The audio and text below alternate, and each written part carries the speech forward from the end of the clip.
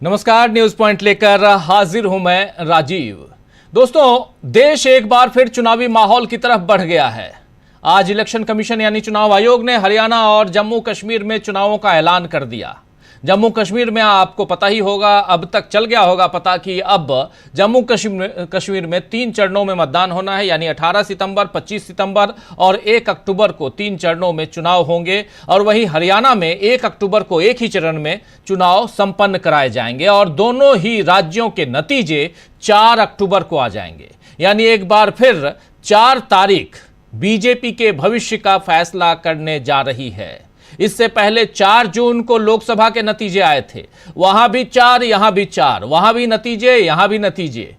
इसके बाद 4 जून को जो नतीजे आए थे, उसके बाद मोदी को तीसरी बार सत्ता में आने का मौका तो मिल गया, लेकिन और कल लाल किले से नरेंद्र मोदी ने फिर से 1 नेशन 1 इलेक्शन की बात भी कर दी। लेकिन आज चुनावों की घोषणा हुई तो उसमें महाराष्ट्र और झारखंड का नाम नहीं था, जिसके बाद पूछा जा रहा है कि 4 राज्यों में एक साथ चुनाव नहीं करवा सकते तो मोदी पूरे देश में एक साथ चुनाव की बात क्यों करते हैं।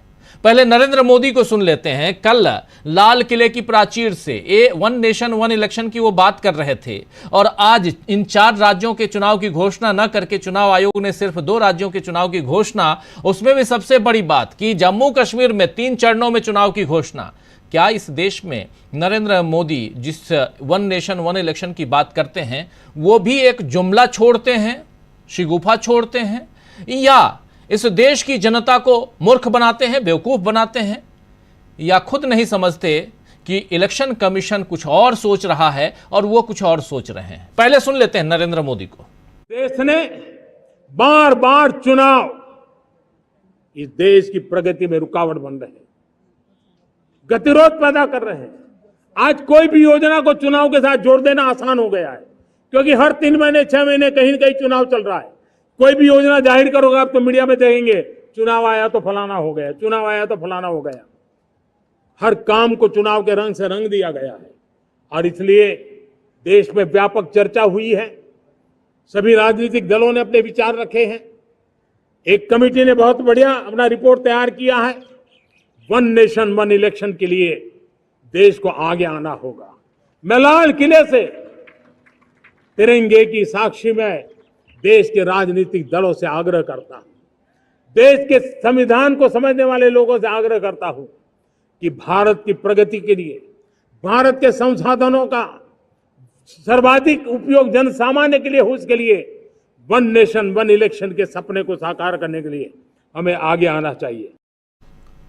तो कह रहे हैं कि देश को एक बार आगे आना होगा 1 नेशन 1 इलेक्शन के लिए। देश तो आगे आने के लिए तैयार है, लेकिन नरेंद्र मोदी जी आप क्यों पीछे ले जाना चाहते हैं, यह सवाल पूछा जा रहा है कांग्रेस की तरफ से। पवन खेड़ा ने इस बारे में आज कहा है कि 1 नेशन 1 इलेक्शन की बात करने वाले देखिए 4 राज्यों में चुनाव भी नहीं करवा पाते हैं एक समय। आइए जरा सुन लेते हैं पवन खेड़ा को। हमने तो सोचा था कि 4 राज्यों की होगी, क्योंकि कल प्रधानमंत्री ने बोला था, बड़ी ऊंची आवाज में बोला था, लाल किले से बोला था कि 1 नेशन 1 इलेक्शन। ये 4 राज्यों के इकट्ठे नहीं करा पा रहे हैं तो ये 1 नेशन 1 इलेक्शन के नारे क्यों देते हैं। रही बात इन 2 राज्यों की, तो जम्मू कश्मीर के लोगों की एक मांग रही है पिछले 5 साल कि उनकी राज्य का दर्जा उनसे छीन लिया गया। हम उस मांग में उनके साथ खड़े हैं। उल्टा अब ये हुआ कि LG के पावर्स और बढ़ा दिए गए। तो ये बिल्कुल अलोकतांत्रिक है और ये पूरा चुनाव इस मुद्दे को लेकर हम आगे लड़ेंगे और हम जीतेंगे। आने वाले दिनों में हम स्पष्ट करेंगे कि हम इस चुनाव को कैसे और किन मुद्दों पर लड़ेंगे, लेकिन इतना आप जान लें कि यह दोनों राज्यों में चुनाव कांग्रेस पार्टी और गठबंधन जीतने जा रहा है। नहीं, कोई चुनौती नहीं है। आने वाले दिनों में हम आपको अपनी पूरी स्थिति स्पष्ट करेंगे। तो यहां आप सुन रहे थे कांग्रेस के प्रवक्ता पवन खेड़ा जो बात कह रहे थे। ये महत्वपूर्ण बात है। एक तरफ कांग्रेस आने वाले चुनावों में किन रणनीतियों के साथ आगे जा रही है इस बारे में, दूसरा जो महत्वपूर्ण बात वो 1 नेशन 1 इलेक्शन की। आप 4 राज्यों के चुनाव तो एक साथ करवा नहीं सकते और आप कल लाल किले से कह रहे थे कि 1 नेशन, देश को 1 नेशन 1 इलेक्शन के लिए आगे आना होगा। खैर, मान लेना चाहिए कि 1 नेशन 1 इलेक्शन भी मोदी का एक जुमला ही है।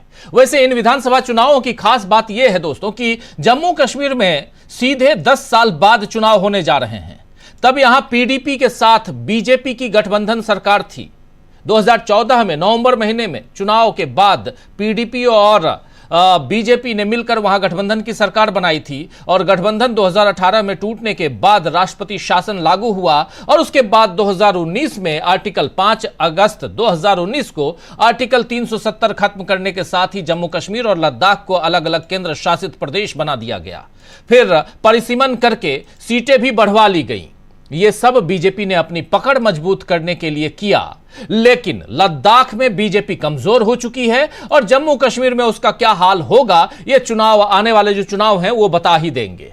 वैसे यहां अभी से लेवल प्लेइंग फील्ड और फ्री एंड फेयर इलेक्शन की मांग उठने लगी है। जम्मू कश्मीर की बात कर रहा हूं। नेशनल कॉन्फ्रेंस के नेता उमर अब्दुल्ला ने कहा है कि पिछले 24 घंटों में बड़े पैमाने पर तबादले हुए हैं जो बीजेपी की मदद के लिए किए गए लगते हैं। इस पर चुनाव आयोग को ध्यान देना चाहिए। आपको बता दूं कि लगभग 2000 तबादले कर दिए गए जम्मू कश्मीर में। क्या कुछ कह रहे हैं उमर अब्दुल्ला, सुनिए।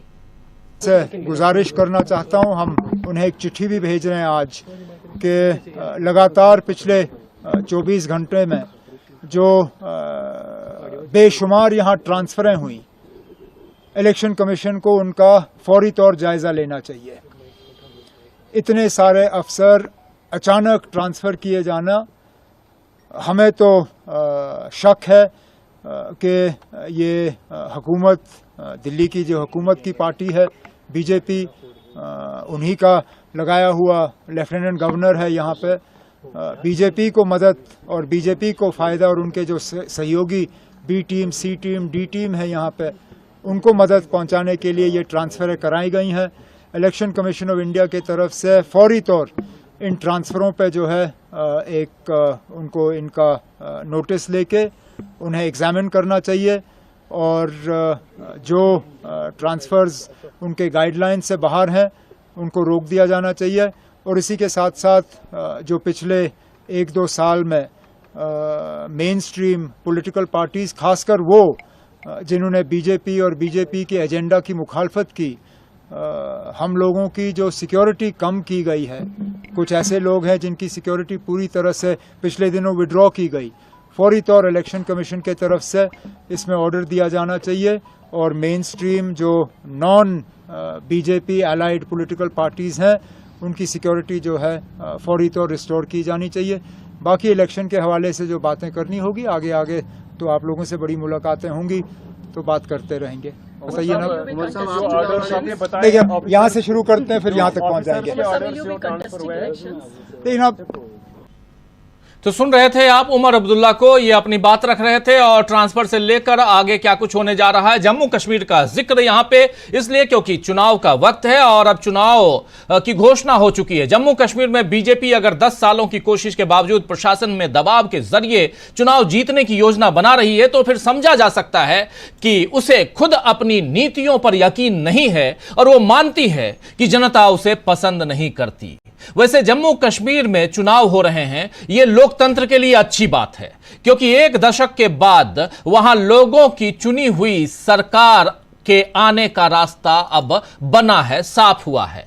जबकि दूसरी तरफ अगर देखें हरियाणा, तो हरियाणा में भी चुनाव से पहले बीजेपी जाति समीकरण से लेकर बाबाओं के सहारे तक रास्ते जो है वो सारे रास्ते तलाश रही है। आप जानते हैं कि अभी फिर से गुरमीत राम रहीम पैरोल पर बाहर है, लेकिन इस बार लोकसभा चुनावों में बीजेपी पस्त हो चुकी है। उसने कांग्रेस से कुछ नेता तोड़े भी हैं, लेकिन जो लोग बीजेपी छोड़कर कांग्रेस में आए हैं उन्हें यकीन है कि इस बार कांग्रेस ही जीतने जा रही है। हरियाणा की बात कर रहा हूं और हरियाणा में चौधरी वीरेंद्र सिंह कुछ दिनों पहले आ गए थे लोकसभा चुनाव के समय कांग्रेस में। उन्होंने क्या कुछ कहा है जरा सुन लीजिए। पहले हो रहे हैं, लेकिन दूसरा सवाल आप ये करेंगे कि क्या कांग्रेस की तैयारी है? तो हमारी पूरी तैयारी है और तैयारी भी इसलिए कि जब लोकसभा के चुनाव ख़त्म हुए हैं उसके फौरन बाद कांग्रेस पार्टी को एहसास था कि अक्टूबर में चुनाव होने असेंबली के हरियाणा में, इसलिए उसी तरीके से हमने तैयारी शुरू कर दी थी। लेकिन लोकसभा चुनाव नतीजे से इतर विधानसभा को आप देखते हैं या चुनाव परिणाम उसी तरह के रहने के आसार आपको लगते हैं? देखिए, इसका अगर आप ज़्यादा सही इसका विश्लेषण करें तो 2019 में 10 की 10 सीटें लोकसभा की बीजेपी ने जीती थी और बड़े मार्जिन से 58% के करीब वोट मिला था। और जब विधानसभा का चुनाव आया तो 40 पे आके रुक गई गाड़ी और बहुत बड़ी लगभग 12% का वोट फॉल हुआ था उनका। और अब जो मेरी समझ है या जो मेरा राजनीतिक अनुभव है एक लंबा, भारतीय जनता पार्टी के पक्ष में लोग हैं ही नहीं। दूसरी बात ये कि जो तो सुन रहे थे आप, यहां चौधरी बीरेंद्र सिंह अपनी बात रख रहे हैं। हरियाणा में क्या कुछ होने जा रहा है, कांग्रेस पार्टी कहां खड़ी नजर आती है हरियाणा में, ये तमाम बातें यहां रखते हुए तो कुल मिलाकर यह है दोस्तों कि जम्मू कश्मीर में बीजेपी की हालत अच्छी नहीं है और हरियाणा में भी वो जीतने के आसार उसके नहीं हैं। जबकि 10 साल से हरियाणा में बीजेपी की सरकार है, बीजेपी ने अपने मुख्यमंत्री को भी बदल दिया है। उसके बाद खट्टर की जगह खट्टर को ले आए, अब सीधे लोकसभा में चुनाव जितवाकर मंत्री बना चुके हैं और उसके बाद भी आसार नजर नहीं आते, अच्छे आसार नजर नहीं आते हैं। इसके अलावा अब अगर 2 और राज्यों की बात करें जिसमें झारखंड है और महाराष्ट्र है, तो झारखंड और महाराष्ट्र दोनों जगहों पर दोनों राज्यों की चुनावों की घोषणा यहां न होने से भी बीजेपी की कमजोरी सामने आ चुकी है। जबकि महाराष्ट्र में आज उद्धव ठाकरे ने तो ऐलान कर दिया है कि बीजेपी को हराना ही उनका मकसद है और इंडिया गठबंधन यानी महाविकास आघाड़ी महाराष्ट्र में जिसे सीएम का चेहरा बनाएगी वो उनका समर्थन करेंगे। यानी उद्धव ठाकरे पहले से ये नहीं कह रहे हैं कि मुझे सीएम की कुर्सी चाहिए। इन हालात में क्या अब बीजेपी खुद को संभाल पाएगी? ये बहुत गंभीर सवाल है। लेकिन आखिर क्या कारण है कि जम्मू कश्मीर और हरियाणा के चुनाव की घोषणा हुई लेकिन महाराष्ट्र और झारखंड के चुनाव की घोषणा नहीं हुई? इन तमाम मसलों पर चर्चा के साथ साथ कैसे इन चारों राज्यों में बीजेपी फंसी हुई है और इसके साथ साथ 47 उपचुनाव होने हैं, 47 सीटों पर 47 सीटों पर उपचुनाव होने हैं, जिसमें से 46 सीट्स विधानसभा के हैं और 1 सीट लोकसभा, यानी 1 सीट जो लोकसभा की है वो है वायनाड की सीट। सवाल पूछा गया राजीव कुमार से प्रेस कॉन्फ्रेंस में कि उपचुनाव क्यों नहीं करवा रहे हैं, तो उन्होंने कहा कि वायनाड में आपदा आई है इसलिए हम वहां चुनाव लैंडस्लाइड के कारण हमने चुनाव नहीं करवाया और करवाने की अभी घोषणा नहीं कर सकते। और दूसरा जो बाकी बचे 46 सीट हैं वहां भी मानसून का असर है इसलिए नहीं। मौसम जबकि हसीन है और ऐसे में चुनाव करवा सकते थे, मानसून का असर अभी जम्मू कश्मीर में भी है, लेकिन चुनाव करवाना वहां मजबूरी इसलिए है क्योंकि लोग इधर सुप्रीम कोर्ट ने जो आदेश दिया है उसका पालन करना होगा। चलिए चर्चा आगे बढ़ाते हैं। हमारे साथ कुछ वरिष्ठ साथी जुड़े हुए हैं, उनसे पहले परिचय करवाता हूं और आगे बढ़ते हैं। देखिए हमारे साथ इस वक्त 5 वरिष्ठ साथी जुड़े हुए हैं। सुनील शुक्ला जी हैं, राहुल लाल जी हैं, अनिल सिन्हा जी हैं, प्रशांत टंडन जी हैं और अमलेंदु उपाध्याय जी हैं। आप सबका स्वागत इस्तकबाल है। स्वागत इस्तकबाल आप तमाम दोस्त साथी शुभचिंतक आप सबका जो अब तक जुड़ चुके हैं, जो जुड़ने वाले हैं इस कार्यक्रम में।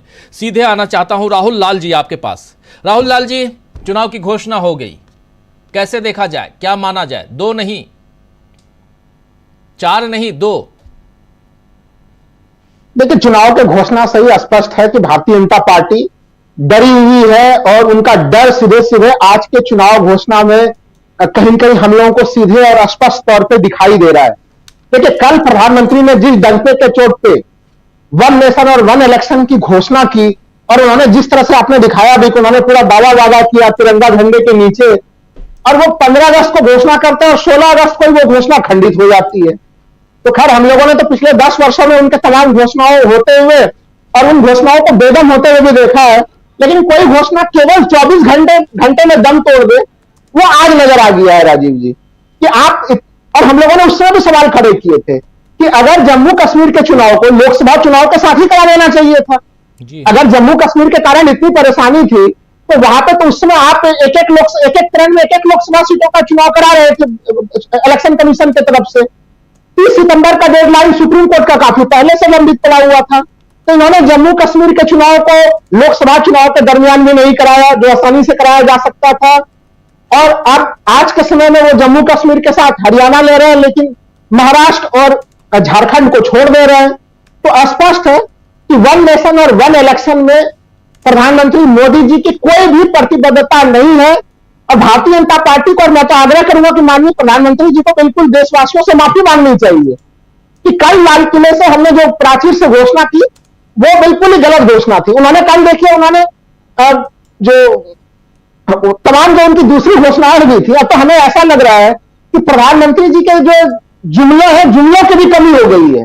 घिसे पीटे लाइन की 2047 तक में देश को आगे बढ़ाया जाएगा, तमाम वो घोषणाएं हो रही थी। लेकिन ये चीजें तय है कि विधानसभा चुनाव को लेकर प्रधानमंत्री जी काफी डरे हुए व्यतीत है इस समय। अब आप सोच के देखिए, जम्मू कश्मीर जैसा राज्य, छोटा राज्य, वहां पे क्या सदन के भीतर क्या कहा गया था कि परिसीमन की कार्रवाई होगी और उसके बाद चुनाव करा लिया जाएगा जी। परिसीमन का मामला कब से वहां पर हो चुका है राजीव जी, उसको फिर उसके बावजूद फिर चुनाव में इतना विलंब क्यों? 2014 के बाद अगर जम्मू कश्मीर में 2024 में चुनाव हो रहे हैं, जब आप 2024 में चुनाव करा रहे हैं, वैसे स्थिति में एलजी की शक्तियों को बढ़ा के आप चुनाव कर रहे हैं वहां पे, तो ये सवाल ये भी खड़े होते हैं कि आप जम्मू कश्मीर के लोगों को लोकतंत्र किस रूप का देना चाहते हैं? आप उनको आखिर वो पूर्ण राज्य का उनका दर्जा कब उन्हें प्राप्त होगा? तो ये कई सारे सवाल खड़े। हम लोगों ने लोकसभा चुनाव में देखा था कि कश्मीर में भारतीय जनता पार्टी में उम्मीदवार भी खड़े नहीं कर पाए थे। जिस जम्मू कश्मीर को लेकर 370 के तमाम वाक्यों का वर्णन बीजेपी करती रहती है, उसकी स्थिति हम लोगों ने लोकसभा चुनाव में ही देख लिया है। तब तो देखना पड़ेगा कि ठीक है, आपने जम्मू रीजन के सीटों की संख्या बढ़ा दी है आपने, लेकिन क्या आप कश्मीर के क्षेत्र में कैंडिडेट, हर सीट पर कैंडिडेट बीजेपी खड़ा करेगी?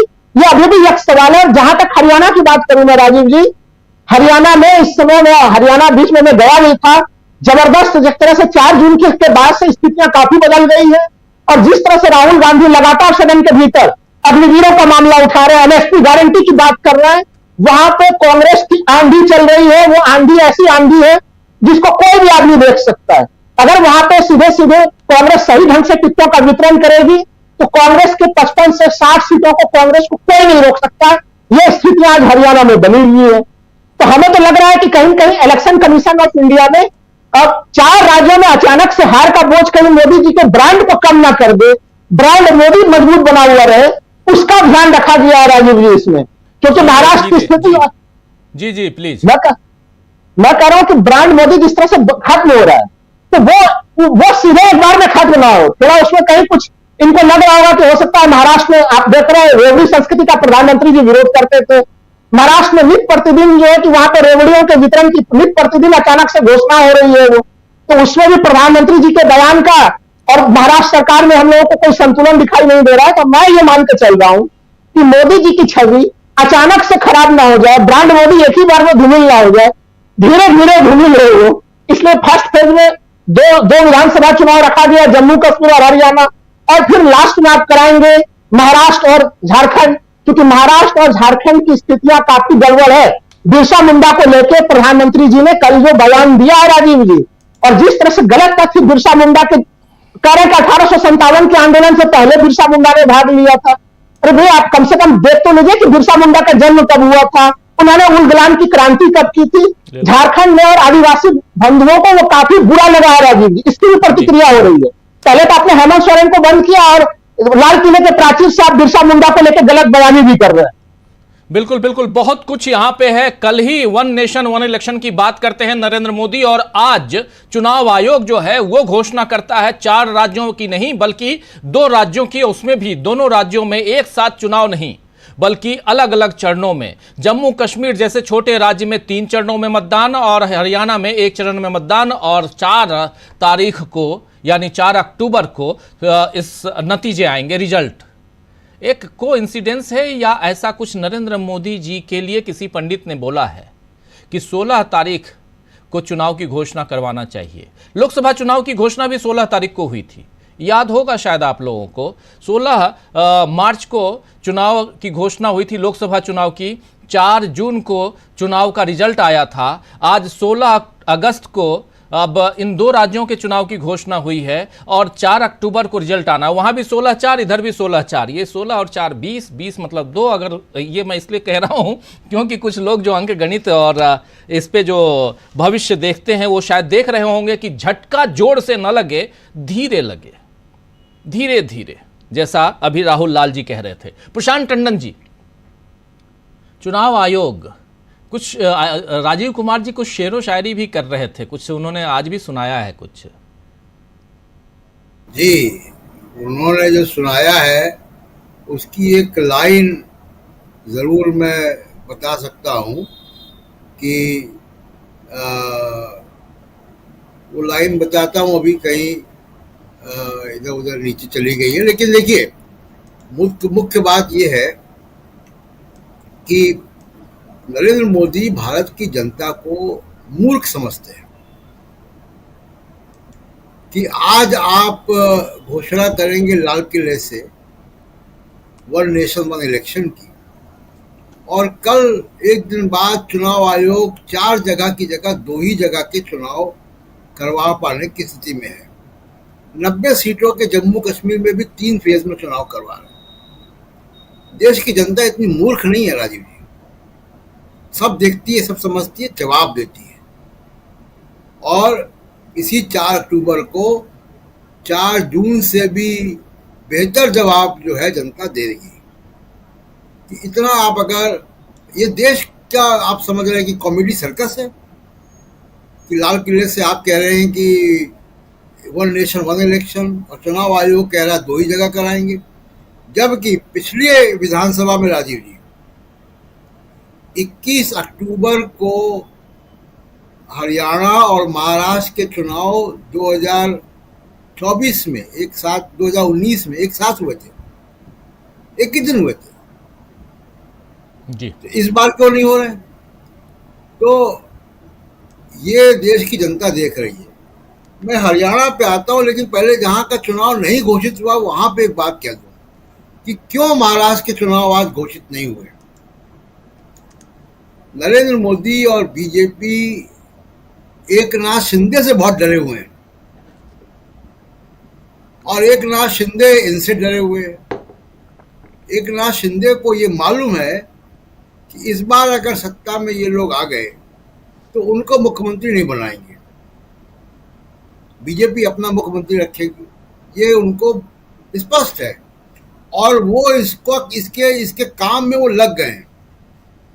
अब उन्होंने 113 सीटों का फरमाइश कर दी है और अजीत पवार ने भी 80 से 90 सीटों की फरमाइश कर दी है।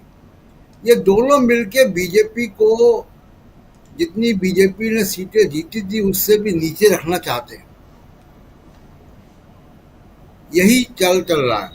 और अभी चुनाव घोषित होते होते मुझे लगता है कि महाराष्ट्र में कुछ बड़ा घट जाएगा राजनीति में जी। और हो सकता है कि शिंदे जी के खिलाफ फिर ईडी लगाई जाए, या क्योंकि अब जिम्मेदारी ईडी की बढ़ गई है महाराष्ट्र को लेकर। अब वहां पे ईडी पहुंचेगी और शिंदे जी को ईडी के जरिए डरा धमका के उनकी सीटें कम करवाई जाएंगी, सीटें जितने की वो फरमाइश कर रहे हैं। तो ये तो जी है महाराष्ट्र की कहानी। और महाराष्ट्र में काफ़ी डरे हुए हैं।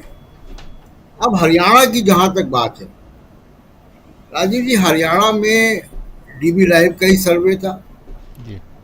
और डीबी लाइव का सर्वे कांग्रेस को 43 से 48 सीटें दे रहा था, बीजेपी को 34 से 39 सीटें दे रहा था, अदर्स को 3 से 8 सीटें दे रहा था।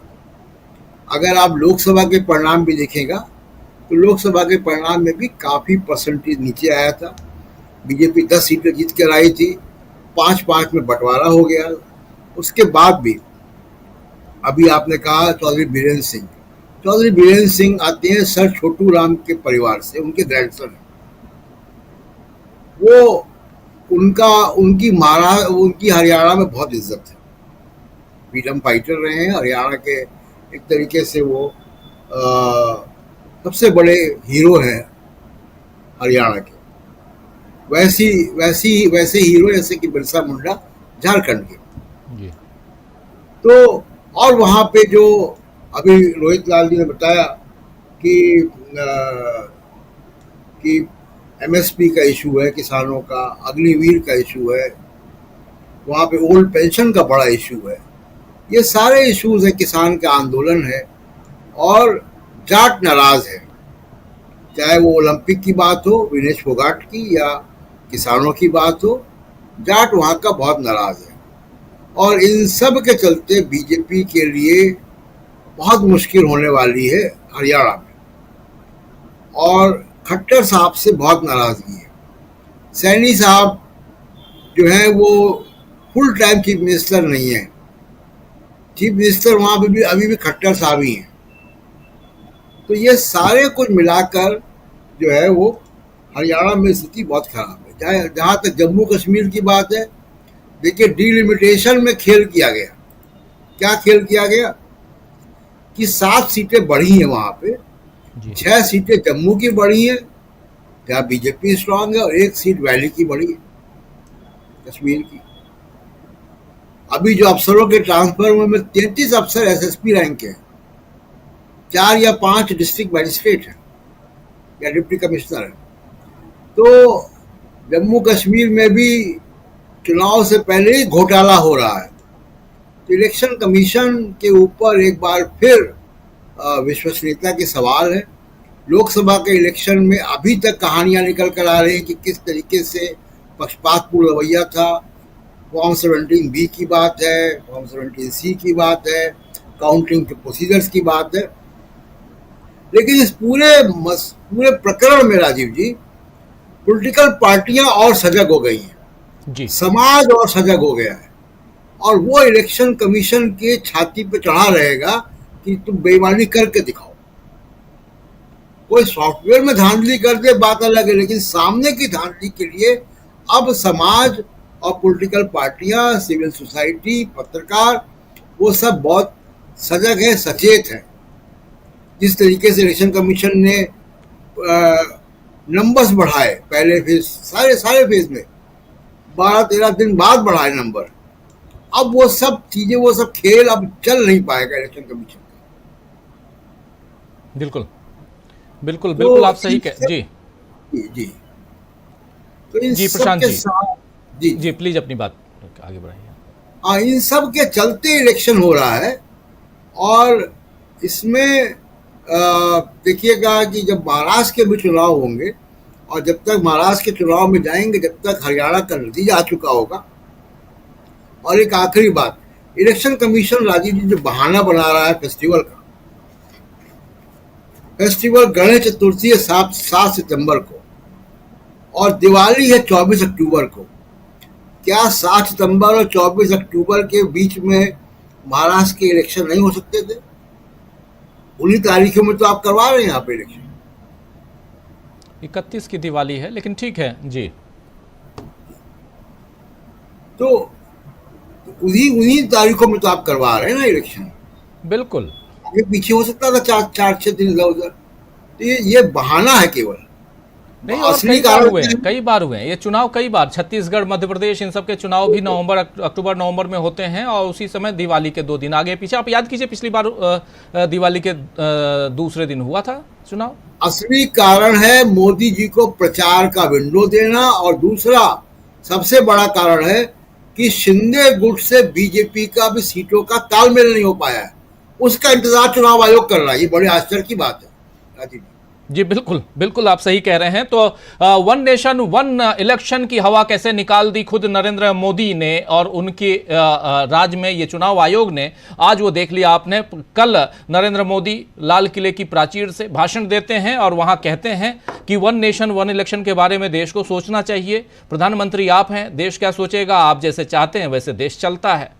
लेकिन यहां पर आज क्या कुछ हुआ है वो आपने देख लिया। जम्मू कश्मीर में 3 चरणों में मतदान, हरियाणा में 1 चरण में मतदान। 16 तारीख आज है, आज चुनाव की घोषणा, 4 अक्टूबर को रिजल्ट आएंगे, नतीजे आएंगे। लेकिन इस बीच अभी बहुत कुछ, यानी कि अब यहां से खेल जो है सियासी, यानी देश फिर से चुनावी मोड में जा चुका है। और उसमें ये दोनों राज्य, चाहे वो जम्मू कश्मीर हो या हरियाणा हो, दोनों राज्यों में बीजेपी के लिए बहुत मुश्किलें जो हैं वो खड़ी हो गई हैं। जरा सुनील शुक्ला जी, आपके पास आना चाहता हूं, कैसे आप देखते हैं इन चुनावों का ऐलान, और यहां से बीजेपी के लिए ये दोनों राज्य क्या अलग अलग जैसे चुनाव हो रहे हैं हरियाणा में 1 तारीख को, और इधर जम्मू कश्मीर में जो सुप्रीम कोर्ट का जब की फटकार लगी और एक टाइमलाइन दिया गया कि 30 सितंबर तक आप एनी हाउ चुनाव करवाइए, तब ये चुनाव करवाया जा रहा है। लेकिन इस चुनाव के साथ साथ हरियाणा का चुनाव, दोनों राज्यों के चुनाव में क्या यहां बीजेपी खुद को कंफर्टेबल फील कर पाएगी? क्या गुरमीत राम रहीम को पैरोल पे बाहर निकाल देने मात्र से, या कुछ ऐसे और भी कुछ कांग्रेस के लोगों को अपनी तरफ कर लेने मात्र से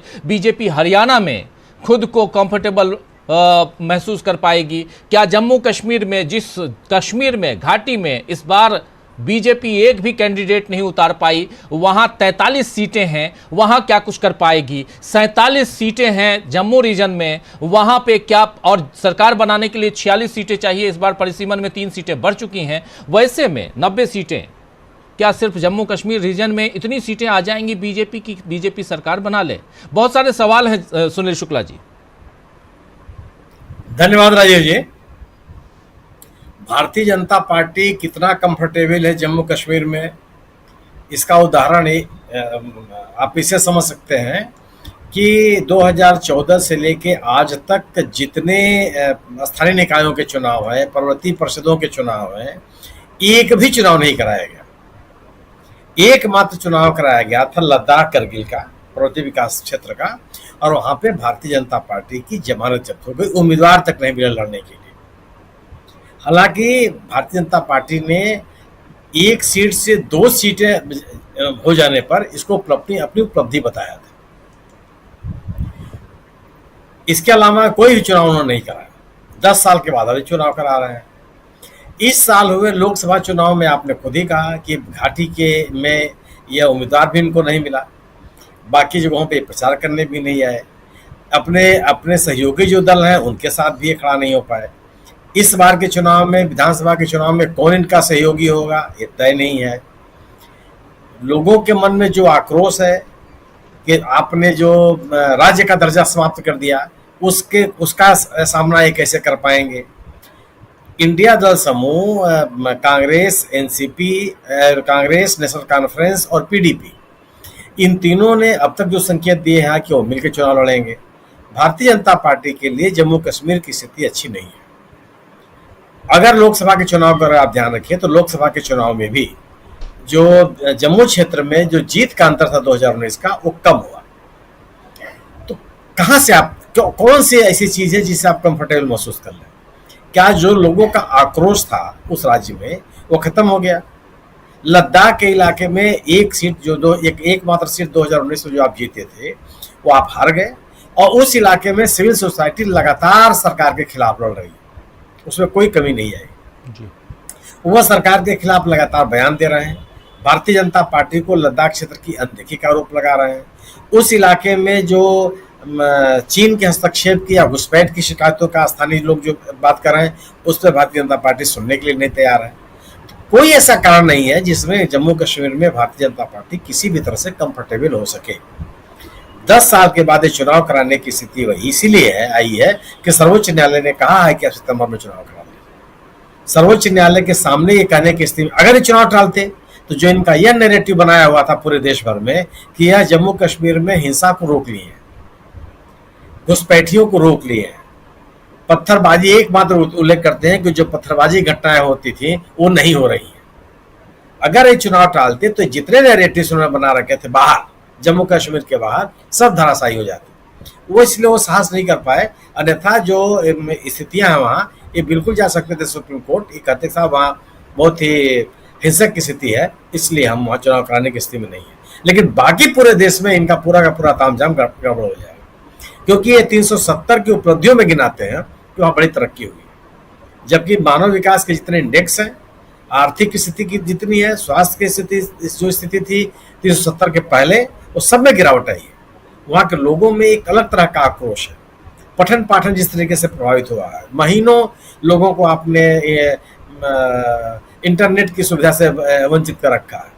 तो तमाम ऐसे कारण हैं कि लोगों के मन में नाराजगी है। मेरा अपना मानना यह है कि भारतीय जनता पार्टी जम्मू कश्मीर के चुनाव में कंफर्टेबल नहीं रहेगी। जी सरकार बनाने के लिए बहुमत की तो बात दूर है, मतलब अपनी प्रतिष्ठा बचाने लिए बहुत अधिक है। यह चुनाव ये हालांकि इस बात के लिए आप धन्यवाद देना चाहिए निर्वाचन आयोग को कि कम से कम 3 चरण में उन्होंने चुनाव करा दिया। जम्मू कश्मीर की 5 लोकसभा सीटों का चुनाव 5 दिनों में हुआ था, 5 अलग अलग चरणों में। आप याद कीजिए इस साल के लोकसभा चुनाव को। तो ये कैसे ये इन्होंने साहस कर लिया कि हम 3 चरण में चुनाव करा लेंगे, 5-7 चरण में क्यों नहीं हुआ? तो ये तो उनको आप धन्यवाद दीजिए। और दूसरी स्थिति है कि जम्मू कश्मीर के चुनाव कराने के नाम पर आप महाराष्ट्र का चुनाव नहीं करा रहे हैं, क्या उसमें हम लोग आएंगे बाद में। तो जम्मू कश्मीर की स्थिति में नहीं देखता कि भारतीय जनता पार्टी से कहीं से कंफर्टेबल है। पहला मेरा मानना यह है कि जो राज्य का दर्जा खत्म हुआ इसको लेकर के लोगों के मन में आक्रोश है।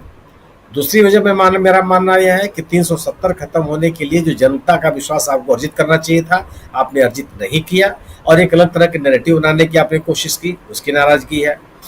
जो नागरिक सुविधाओं से आपने वंचित रखा है सालों साल, जो इंटरनेट की वगैरह की सुविधाएं उससे आपने वंचित रखा है लंबे समय तक, उसकी नाराजगी लोगों के साथ है।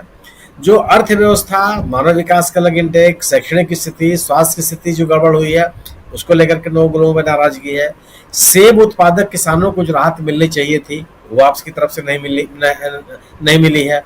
ये तमाम ऐसे कारण हैं जिससे मेरा अपना मानना है कि घाटी में और जम्मू कश्मीर में, जम्मू एरिया में भी लोगों के मन में नाराजगी है। और इसका कारण मैं भी मानता हूं कि कठुआ जैसे इलाके में हिंसा का होना यह चिंताजनक है, या क्यों ये स्थिति बनती चली जा रही है। और ये भारतीय जनता पार्टी को इन स्थितियों का सामना करना पड़ेगा, इसकी जवाबदेही देनी पड़ेगी। हरियाणा की बात अगर आप करते हैं तो हरियाणा को अगर आप लोकसभा के चुनाव ध्यान में रखिए, भारतीय जनता पार्टी 10 में से 5 सीटें हारी, जबकि 2014 और 2019 में 10 के 10 सीटें जीती। ये जो 5 सीटें जीती हैं उनमें भी कई दल बदलू हैं, जो भारतीय जनता पार्टी का अपना कैडर नहीं है। और जो भारतीय जनता पार्टी के खिलाफ कांग्रेस ने जीत दर्ज की है उसमें लगभग 44 सीटों पर उसकी बढ़त है। भारतीय जनता पार्टी का जनाधार जम्मू कश्मीर में कम हुआ, हरियाणा में कम हुआ है। इनका जो सहयोगी दल था एकमात्र जेजेपी, वह इनसे अलग हुआ। जाट समुदाय भारतीय जनता पार्टी से संतुष्ट हुआ। परिणाम में हुआ कि अधिकांश लगभग सभी जाट उम्मीदवार इनके चुनाव हार गए, पश्चिमी उत्तर प्रदेश में भी, हरियाणा में भी। और जो ध्रुवीकरण की कोशिशें कर रही थी पार्टी बीजेपी, वह ध्रुवीकरण की कोशिशें इनकी सफल नहीं हो पाई। सैनी साहब को मुख्यमंत्री बना करके जो इन्होंने अपना सामाजिक समीकरण विस्तारित करने का प्रयास किया था वह भी सफल होता हुआ नहीं दिख रहा है। तो जो सामाजिक आधार था, जो सामाजिक जिस तरह के समीकरण तैयार किए थे बीजेपी ने, वो सामाजिक समीकरण इनका बिख रहा है। गवर्नेंस के नाम पर एक एंटी इनकम्बेंसी है हरियाणा में। आंतरिक अंतर्विरोध की स्थिति भी है बीजेपी में। मनोहर लाल खट्टर को लेकर के जो नाराजगी लोगों की थी, उस नाराजगी को दूर करने का उन्होंने भले प्रयास किया उनको हटा करके, लेकिन वो खत्म नहीं हुआ। विनेश फोगाट जैसे जो मसले हैं, किसानों की जो समस्याएं हैं, वह लोगों के मन में बीजेपी को के प्रति लोगों की नाराजगी है। और अब तक के जो हालात हैं इसके कोर्स करेक्शन की स्थिति में बीजेपी नहीं है। विनेश फोगाट के मामले में मेरा अपना मानना है कि जाट समुदाय में इसकी बड़ी प्रतिक्रिया है, महिलाओं में इसकी बड़ी प्रतिक्रिया है। जिस तरीके से विनेश फोगाट के साथ जंतर मंतर से उनके आंदोलन से लेकर के और पेरिस के ओलंपिक तक जो व्यवहार किया गया, जिस तरीके से उसकी अनदेखी की गई और उपेक्षा के बरस आरोप लगने पर सरकार के द्वारा पैसे का बखान किया जाना, ये तमाम चीजें मेरा अपना मानना है कि लोगों से बातचीत करके भी लगता है कि इन चीजों का रिएक्शन है बीजेपी सरकार के प्रति। तो मैं बीजेपी हरियाणा और जम्मू कश्मीर दोनों राज्यों में भारतीय जनता पार्टी को कंफर्टेबल नहीं मानता। और इसके और यह अचानक नहीं है, यह भारतीय जनता पार्टी का जो अपना गवर्नेंस है, उसके संगठन को चलाने का जो तौर तरीका है, एंटी इनकम्बेंसी में को रोकने के लिए जो कोर्स करेक्शन का अभाव है, और दोनों ही राज्यों में संगठनात्मक कमजोरियां, ये भारतीय जनता पार्टी को इस विधानसभा के चुनाव में दोनों ही राज्यों में राजनीतिक नुकसान की ओर दिखाई पड़ता है। जी बिल्कुल बिल्कुल। बोए पेड़ बबूल के तो आम कहाँ से खाए, है ना। तो वही है जो आप कह रहे हैं। यानी आपने अभी तक पिछले 5 साल में आपने चाहे हरियाणा के लिए, हरियाणा में किसानों का मामला, अग्निवीरों का मामला, ये दोनों मामला तो है ही, उसके साथ साथ अब विनेश फोगाट का मामला, आज नरेंद्र मोदी ओलंपिक खिलाड़ियों से मुलाकात कर रहे थे, लेकिन वो एक दिन इंतज़ार नहीं करना चाहे, जबकि कल विनेश फोगाट हिंदुस्तान लौटने वाली हैं। चाहते तो उनसे भी मिल सकते थे, तो आज ही उन्होंने मुलाकात कर ली। तो आप देखिए क्या इस सब का असर नहीं पड़ने वाला। जो सुनील शुक्ला जी कह रहे हैं बिल्कुल सही कह रहे हैं। उसके अलावा आप देखिए जम्मू कश्मीर चलिए, तो जम्मू कश्मीर में आर्टिकल बिल्कुल सही कह रहे हैं, आर्टिकल 370 आपने हटा दिया, लेकिन उसके लिए वहाँ के लोगों के मन में वो विश्वास आप पैदा कर पाए। आपने एक राज्य का डिमोशन कर दिया, उसको केंद्र शासित प्रदेश कर दिया, उसको 2 हिस्सों में बांट दिया। चुनाव भी आप इसलिए करवा रहे हैं क्योंकि सुप्रीम कोर्ट का आदेश है। तो बोए पेड़ बबूल के। चलिए आगे बढ़ें। अनिल सिन्हा जी आपके पास आना चाहता हूं। अनिल सिन्हा साहब, आप इन चुनावों के जो अभी नतीजे जब आएंगे तब तो देखा ही जाएगा, लेकिन उससे पहले आज चूंकि चुनावी मोड में जा चुके हैं 2 राज्य तो बिल्कुल, और जैसे ही 2 राज्य गए और उसमें देखिए भारत का मस्तक कहलाता है जम्मू कश्मीर, और जम्मू कश्मीर में चुनाव 10 साल बाद होने जा रहा है। 2014 में चुनाव के बाद पीडीपी के साथ आप गठबंधन करते हैं, बीजेपी पीडीपी यानी महबूबा मुफ्ती वहां सीएम बनती हैं, और इसके बाद आप अचानक समर्थन वापस करते हैं 2018 में और चुनाव में जाते हैं। देश लोकसभा चुनाव में जाता है और उसी दौर में 2019 में फरवरी में पुलवामा की घटना घटती है। ये सब कुछ अचानक ये सारी बातें याद आ गईं, लेकिन 5 अगस्त 2019 को आर्टिकल 370 आप हटाते हैं, उसके कुछ प्रावधानों को हटा देते हैं। क्या उसके बाद से 10 साल बाद जब अब चुनाव के मोड में हैं, परिस्थितियां बदली सी हैं, क्या अब यहां कंफर्टेबल है बीजेपी? लेकिन उसके साथ साथ एक बहुत बड़ा सवाल यह भी है कि जो पीडीपी यानी महबूबा मुफ्ती इनके साथ थी, वो कंफर्टेबल हैं या नहीं होंगी? क्या उनको वहां के लोगों ने माफ कर दिया होगा अब तक, या वो सारी घटनाओं को वहां के लोगों ने मतलब उनको वो भूल गए होंगे? जरा इस पर भी फोकस डालिएगा। क्या है, कश्मीर का मामला ऐसा है कि कोई नैरेटिव उनके पास है नहीं। उन्होंने जो मतलब दावे जो मेनलैंड इंडिया में मतलब बाकी जगहों में देश का करते हैं, वो कि 370 हटाने के बाद हमने ऐसी शांति स्थापित कर दी, या ऐसा कर दिया वैसा कर दिया, उसको इवन कश्मीरी पंडित भी वहाँ का स्वीकार करने के लिए तैयार नहीं है, क्योंकि उनको तो वास्तविकता जो धरातल पर है वो दिखाई देता है। जो कश्मीर के लोगों ने जो सहा है वो तो अलग बात है, जो इनका समूह के रूप में जो सबसे बड़ा एलाय है कश्मीरी पंडित, वो भी वो देख रहा है कि जहाँ जहाँ उन्होंने उनको नौकरी के लिए भेजा, वो वहाँ नौकरी में काम नहीं कर पाए, हत्याएं हुई, लोगों को कोई वहाँ कुछ नहीं कर पाया। तो जो उनको पुनर्स्थापित करने का जो दावा किया था इन्होंने, वो गलत निकला। और जो कश्मीर का बाकी अवाम है वहाँ का, वो उसको तो वो देख ही रही है कि किस तरह का सिचुएशन है। तो ये फेल्ड नैरेटिव का मामला है, फेल्ड गवर्नेंस का मामला है। ये मोदी मीडिया के सहारे डिविसिव पॉलिटिक्स के लिए कश्मीर के 370 और कश्मीर की समस्या का इस्तेमाल भले कर सकते हैं, लेकिन कश्मीर में तो ये इस्तेमाल नहीं हो सकता ना। तो इसीलिए वो वहाँ जम्मू में भी हारेंगे। वो दूसरा कोई एलाय उनके पास नहीं है, गुलाम नबी आज़ाद और सजाद लोन को छोड़ करके। तो ये दोनों शख्स जो है, जो इनका बी टीम सी टीम जो आप कहिए, जो बोल रहे थे फारूक अब्दुल्ला, तो वो इनके साथ भले ही आ सकते हैं, बाकी कोई इनके साथ आने वाला नहीं है। तो कश्मीर का तो लॉस्ट नैरेटिव है, लॉस्ट गवर्नेंस है। और ये जो गवर्नर लेफ्टिनेंट गवर्नर है, उनके बारे में आप कई तरह का सुन ही चुके हैं। और वहाँ किस तरह कोशिश आरएसएस के पदाधिकारी कर रहे थे, एक बड़ी कॉरपोरेट कंपनी के लिए दलाली का काम, वो भी लोगों का आ चुका है। तो वहाँ पर एक पुलिंदा है भ्रष्टाचार का, मिस गवर्नेंस का, एट्रोसिटीज का, डेमोक्रेटिक राइट्स के हनन का। तो वो जो है वो रियल टेस्ट केस है जब इंडियन डेमोक्रेसी का, जहाँ की इंडियन डेमोक्रेसी को फेल मानना चाहिए इनके नेतृत्व में। तो इसीलिए मतलब जिस तरह से कश्मीर में किया गया, इंटरनेट इतने समय बंद रखा, कितनी क्या क्या तकलीफें वहाँ के लोगों ने सही है, क्योंकि हम लोग डेमोक्रेटिक नहीं रह गए हैं। हिंदुस्तान का एक बड़ा मध्य वर्ग जो है अनडेमोक्रेटिक है, कॉमनल है, और ये है क्या कहते हैं, मतलब इन चीजों को समर्थन करने वाला है। तो ऐसे इसी वजह से ये चल गया। नहीं तो दूसरे किसी भी सभ्य मुल्क में जो कश्मीर के साथ किया है इन्होंने, उसको स्वीकार नहीं करता। अब है क्या कि महाराष्ट्र और ये क्या कहते हैं कश्मीर का इलेक्शन इसलिए अलग किया गया कि दोनों जगह अलग अलग नैरेटिव पे चुनाव लड़ना है। यहाँ डिविसिव पॉलिटिक्स जो है कश्मीर को दिखा करके चुनाव लड़ना है, वहां लड़ेंगे। अगर आप चुनाव महाराष्ट्र में बताना है कि 370 हमने कर दिया, हमने कश्मीर को ठीक टाइट कर दिया मुसलमानों को, ये नैरेटिव पे चुनाव लड़ना है। और अगर कश्मीर में आप चुनाव लड़ेंगे तो निश्चित तौर पर ये नैरेटिव नहीं हो सकती। इसलिए मुझको मेरी जो तक समझ है कि ये जो चुनाव महाराष्ट्र का टाला गया है वो तो लोकल इक्वेशंस है ही कि वहां बहुत कुछ खेल करना चाहते हैं। वो खेल अब कब होगा, कैसे करेंगे एडजस्ट, वो ईडी वगैरह का सारा मामला तो है ही। लेकिन इसके अलावा जो मुझको लग रहा है कि दो नैरेटिव एक साथ आप नहीं चला सकते, इसीलिए उनको चुनाव आयोग तो जो आप कहते हैं कि वन नेशन वन इलेक्शन, वो तुकबंदी में भले ही फिट बैठता हो, लेकिन असल है one government one election commission.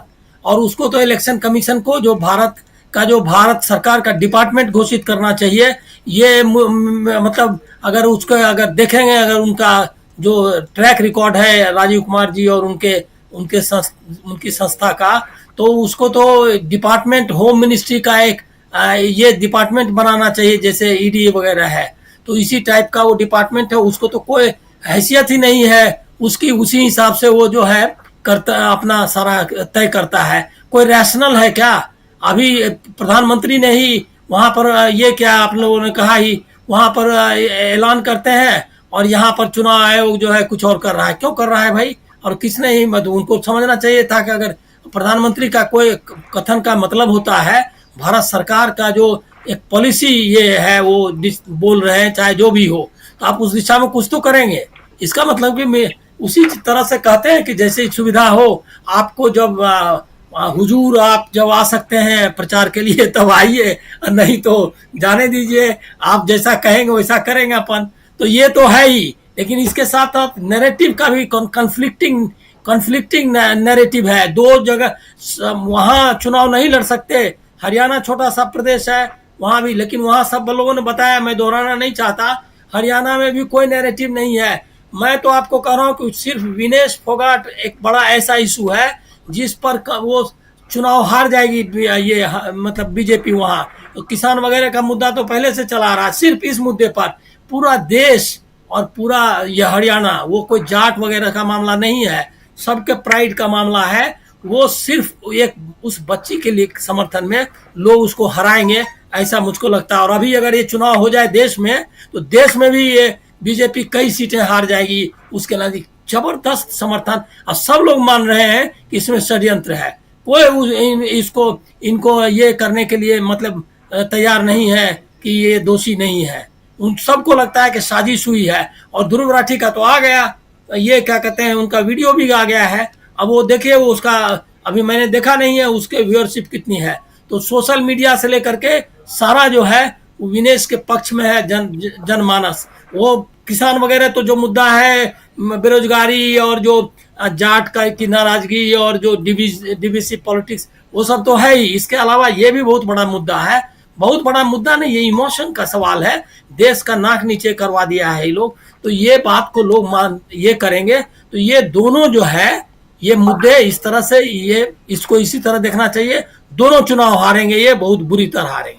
जी बिल्कुल आप सही कह रहे हैं। दोनों चुनाव हार की कगार पर, क्योंकि अभी चुनाव हुए नहीं है। रिजल्ट 4 अक्टूबर को आना है, लेकिन उससे पहले ये बीजेपी भी शायद अंदर खाने ये सोच रही होगी कि करें तो क्या करें। हालांकि गृह मंत्री अमित शाह हमेशा की तरह भविष्यवाणी कर चुके हैं कि तीसरी बार हरियाणा में हम ही सरकार बनाएंगे, बीजेपी ही सरकार बनाएगी। आज ही घोषणा कर रहे थे, भविष्यवाणी कर रहे थे। ये भविष्यवाणी उन्होंने एक लाइन में और जोड़ना चाहता हूं। अगर इस बार इन्होंने कहा इतना पार उतना पार, मतलब 90-100 पार जो भी करते हैं ये, तो इनको जमुना पार कर देगी हरियाणा की जनता। जी 400 पार का नारा देखकर मुंह की खाए। और अभी भी अंधभक्तों को यह बात समझ में नहीं आती है। कई लोग जो हैं वो, उनको लगता नहीं, उनको आज तक समझ में नहीं आ रहा है कि किस ढंग से बैसाखियों के सहारे सरकार है, टिकी हुई है, और ये बैसाखी कब अपना हाथ खींच ले और कब नरेंद्र मोदी मुंह की खाएं। ये सब कुछ आने वाला वक्त आप सब देखेंगे, हम सब देखेंगे। और इसी चैनल पे उसकी चर्चा भी हम करेंगे। लेकिन हम यहाँ क्रिटिकल इसलिए होते हैं क्योंकि सरकार किसी की भी हो, चाहे वो बीजेपी की सरकार पिछले 10 साल से 11वें साल में नरेंद्र मोदी हैं, तो बीजेपी जो काम कर रही है उसको क्रिटिकल अंदाज में हम देखेंगे ही देखेंगे। जब कांग्रेस की या इंडिया गठबंधन की सरकार आएगी तो उनके बारे में भी बात करेंगे हम। लेकिन आज की तारीख में हरियाणा और जम्मू कश्मीर में नरेंद्र मोदी के लिए अभी हमारे साथी शायद राहुल लाल जी या सुनील शुक्ला जी कोई कह रहे थे कि एक मौका इनको चाहिए, नरेंद्र मोदी को ज़्यादा से ज़्यादा समय मिलना चाहिए भाषण देने के लिए, चुनाव प्रचार के लिए। आप लोगों में से कोई ये बात रख रहे थे। लेकिन बहुत महत्वपूर्ण बात है कि क्या अब नरेंद्र मोदी का जादू चल रहा है? लोकसभा चुनाव के आंकड़े को निकालिए, नरेंद्र मोदी ने कितने भाषण दिए और किन किन जहां जहां भाषण उन्होंने दिया, क्या उन सीटों को वो जिता पाए हैं? जरा उन आंकड़ों को निकालिए तो उनका जो रेशियो है वो उनके फेवर में नहीं जाएगा। ये सब कुछ सामने है, यहां कुछ भी, यहां हम बैठ करके लफाजी नहीं कर रहे हैं, बात कर रहे हैं और तथ्यों के आधार पर, आंकड़ों के आधार पर बात कर रहे हैं। आना चाहता हूं अमलेंदु उपाध्याय जी आपके पास। अमलेंदु जी सुन रहे होंगे, आवाज आ रही है हमारी, और आपसे जरा ये समझना चाहता हूं, ये 16 के आंकड़े और 4 का आंकड़ा क्या है ये, कि इन किन प्रकार सरकार बना लेंगे, बैसाखी मिल जाएगी? राजीव जी, हमेशा जो है न्यूमरोलॉजी सही भी नहीं हुआ करती है और प्रधानमंत्री को ये समझना चाहिए कि हमेशा जो है वो अंकों का फेर जो है वो गड़बड़ा भी जाता है कभी कभी। तो अब अंकों के फेर में अगर फंस गए हैं प्रधानमंत्री तो उससे निकलने का उन्हें रास्ता ढूंढना चाहिए। बहरहाल ये सही है राजीव जी, ये अंकों के फेर का कोई मामला है और किसी पंडित ने उनको जो कुछ समझा दिया है, तो अब उस पंडित का दांव अगर चल गया कि आप तीसरी बार प्रधानमंत्री बन जाएंगे, तो हमेशा ऐसा नहीं है कि वो दांव चल जाएगा। लेकिन इसमें बड़ा ध्यान यही रखा गया है राजीव जी, शायद हो सकता है पंडित ने समझाया हो कि हरियाणा और महाराष्ट्र के साथ साथ कराओगे तो दोनों हार जाओगे, तो इसलिए जो है वो और प्रधानमंत्री की कुर्सी जो है वो खतरे में पड़ सकती है, तो अलग अलग करवाओ, थोड़ा समय रखो ताकि वो माहौल एक साथ नहीं बनने पाए। तो ये माहौल एक साथ नहीं बनने पाए, इसीलिए हरियाणा और महाराष्ट्र दोनों के चुनाव अलग अलग कराए जा रहे हैं। इससे राजीव जी एक बात ये समझ में आती है कि भारतीय जनता पार्टी अच्छी तरीके से समझ चुकी है और भारतीय जनता पार्टी के साथ साथ प्रधानमंत्री नरेंद्र मोदी स्वयं भी अच्छे तरीके से समझ चुके हैं कि हरियाणा और महाराष्ट्र दोनों उनके हाथ से जा रहे हैं और दोनों के एक साथ जाने पर जो नैरेटिव पूरे देश के अंदर बनता, उससे देश के अंदर जो भाजपा के खिलाफ बनता वो तो बनता ही, लेकिन प्रधानमंत्री नरेंद्र मोदी के खिलाफ भारतीय जनता पार्टी के अंदर एक जबरदस्त विद्रोह की स्थिति उत्पन्न होती। तो उस संभावित स्थिति से बचने के लिए ये अलग अलग चुनाव कराने की बात की जा रही है। अब पिछली बार जब जैसे आपने भी याद दिलाया कि भाई जो मध्य प्रदेश के चुनाव हुए थे तो वो तो होली को दीपावली के बीच में पड़ी थी, उसमें तब कराया गया था। और आज तो बताया गया राजीव कुमार की तरफ से कि वो नवदुर्गा भी है और वो जाने कौन कौन से त्योहार बताए गए कि दीपावली भी है, सब कुछ बता दिया गया कि इसलिए उसको बाद में कराया जा रहा है। और भाई ये भी बताया गया कि उसको जो है फिर झारखंड के अमलेंदु जी की आवाज बीच में अवरोध पैदा, हाँ जी अमलेंदु जी, देखिए यहाँ आवाज दबाने की बहुत कोशिश होती है अमलेंदु जी। तो जी हाँ जी, बहुत होती है, मेरे साथ तो बहुत होती है। तो अब मोदी जी मेरी आवाज को पसंद नहीं करते लगता है। तो राजीव जी कुल मिला के जो चल रहा है, मतलब तो इसको आप लंबा खींचने की प्लानिंग ये है कि अब इसको ले जाया जाए जनवरी तक, ये हो सकता है, या दिसंबर में करा दिया जाए, उसके बाद जनवरी में फिर बाद में झारखंड के चुनाव, यानी कि पूरा नैरेटिव एक साथ नहीं बनने पाए। अब तर्क दिया गया कि जो उपचुनाव है उत्तर प्रदेश बिहार के, वो इसलिए नहीं कराए जा रहे कि चूंकि बाढ़ है, तो बाढ़ तो हरियाणा में भी है। अगर 1 अक्टूबर को हरियाणा में चुनाव हो सकता है तो 1 अक्टूबर को चुनाव उत्तर प्रदेश और बिहार में क्यों नहीं हो सकता है? और वैसे भी मानसून जो रहता है वो 15 सितंबर तक रहता है, उसके बाद मानसून। चलिए कोई बात नहीं, मानसून का आना जाना और बिहार यूपी और ये उपचुनाव का जिक्र हम करते रहेंगे। अमलेंदु जी आपकी आवाज़ बार बार कट रही है, लेकिन जो बात है बहुत महत्वपूर्ण है। यहाँ पर ये समझना ज़रूरी इसलिए है क्योंकि 4 राज्यों के चुनाव होने हैं। 4 राज्यों में से 2 राज्यों के चुनाव की घोषणा होती है और 2 राज्य जो हैं वो होल्ड पे रखे जाते हैं, जिसमें महाराष्ट्र है और झारखंड है। ये होल्ड का सिस्टम चुनाव आयोग क्यों रखता है ये चुनाव आयोग जाने, लेकिन राजीव कुमार जी जो दलीलें पेश करते हैं उन दलीलों में कहीं ना कहीं राजनीति की गंध ज़्यादा नज़र आती है और और नौकरशाही की गंध अब कम नजर आने लगी है। ये राजीव कुमार जी शायद राजनीति में आ जाएं रिटायरमेंट के बाद, लेकिन यहाँ अभी उनके पास जो काम है वो चुनाव करवाना है। और अभी जो बीता चुनाव, जिसके लिए आज जब वो चुनाव की घोषणा कर रहे थे तो अपनी पीठ थपथपा रहे थे कि कितना अच्छा हमने चुनाव करवाया, लेकिन इसी चुनाव में, जो बीता चुनाव है, उन चुनावों में एक नहीं बल्कि दो संस्थाओं ने, एक एडीआर यानी एसोसिएशन फॉर डेमोक्रेटिक रिफॉर्म्स और दूसरे वोट फॉर डेमोक्रेसी, इन दोनों ने 79 सीट्स के घपले की बात आखिर कही है। तो इस पे कुछ कहना चाहिए था राजीव कुमार को, लेकिन शेरो शायरी में रहते हैं, रात को अचानक कोई शेर नजर आ जाता है, लिख डालते हैं, कुछ चोरी करते हुए नजर भी आते हैं, क्योंकि कई सारे शेर तो मुझे वही लगता है, हम लोग भी साहित्य के लोग रहे हैं तो उसमें चोरी की बू ज़्यादा आती है। ऐसा करना नहीं चाहिए राजीव कुमार को, अपना शेर पढ़ना चाहिए, अपना लिखना चाहिए। प्रशांत टंडन जी, आपके पास आना चाहता हूं, ज़रा आपसे समझूं कि यहाँ आखिर क्यों एक तरफ बीजेपी की बात तो हम उनकी गाथा जितनी भी गाएं यहाँ कम है, क्योंकि ये दोनों राज्य बीजेपी के हाथ से गए, ये तो तय मानिए। एक राज्य में तो अभी बीजेपी है नहीं, और इसलिए गए कह रहा हूं क्योंकि 2014 में जब वहां जम्मू कश्मीर में चुनाव हुआ था तो पीडीपी के साथ इन्होंने सरकार बनाई थी और समर्थन वापस ले लिया था 2018 में। 2019 में आर्टिकल 370 इन्होंने खत्म किया था। यहां से आगे बढ़े। और दूसरी तरफ आप देखिए हरियाणा, जहां 10 साल से सरकार में है, लेकिन वो सरकार अब आई गई वाली सरकार हो गई है, इसलिए क्योंकि जेजेपी का जो 10 सीटों के साथ समर्थन था, वो समर्थन भी दिखाई नहीं देता है। अब जेजेपी ने भी अपना हाथ, यानी अल्पमत में ऑलरेडी हरियाणा की सरकार है और 90 सीटें हैं। तो हरियाणा और जम्मू कश्मीर, दो राज्य दो करके ही करें, लेकिन झटका लगना यहां पर ये पहले से अवश्य संभावी जो कहते हैं वो अवश्य संभावी यहां दिखाई दे रहा है। लेकिन दूसरी तरफ जो विपक्षी दल हैं वो क्या करते हुए नजर आते हैं? हरियाणा और जम्मू कश्मीर में विपक्ष कहां कितना मजबूत दिखाई देता है। हम बीजेपी की बात कर रहे हैं, लेकिन इंडिया गठबंधन की बात करें तो जम्मू कश्मीर में इंडिया गठबंधन कहां आपको दिखाई देता है? हरियाणा में इंडिया गठबंधन नहीं है, कांग्रेस पार्टी अकेले चुनाव लड़ रही है, तो कांग्रेस पार्टी वहां कितना मजबूत नजर आती है दोनों राज्यों में?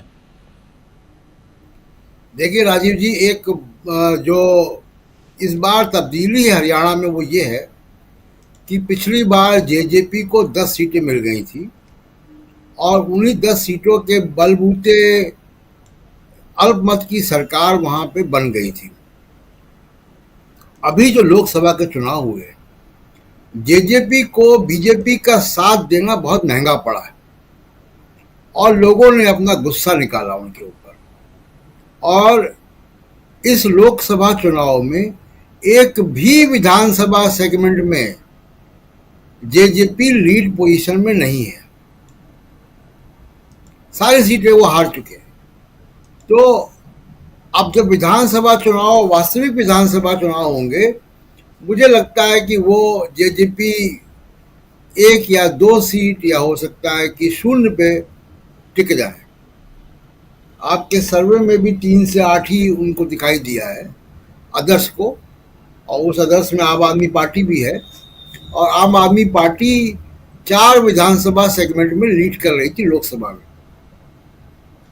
तो हरियाणा का चुनाव तो देखिए एक तरीके से उसका पहले से निष्कर्ष निकाला जा सकता है कि हरियाणा का चुनाव में बीजेपी की स्थिति बहुत खराब है। दूसरा, बीजेपी के साथ एक और संकट है इन दिनों,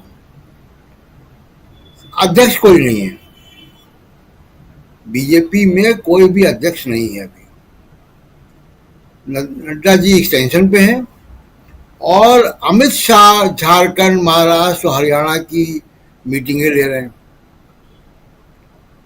और आरएसएस दबाव डाल रही है कार्यकारी अध्यक्ष बनाने को 30 तारीख तक।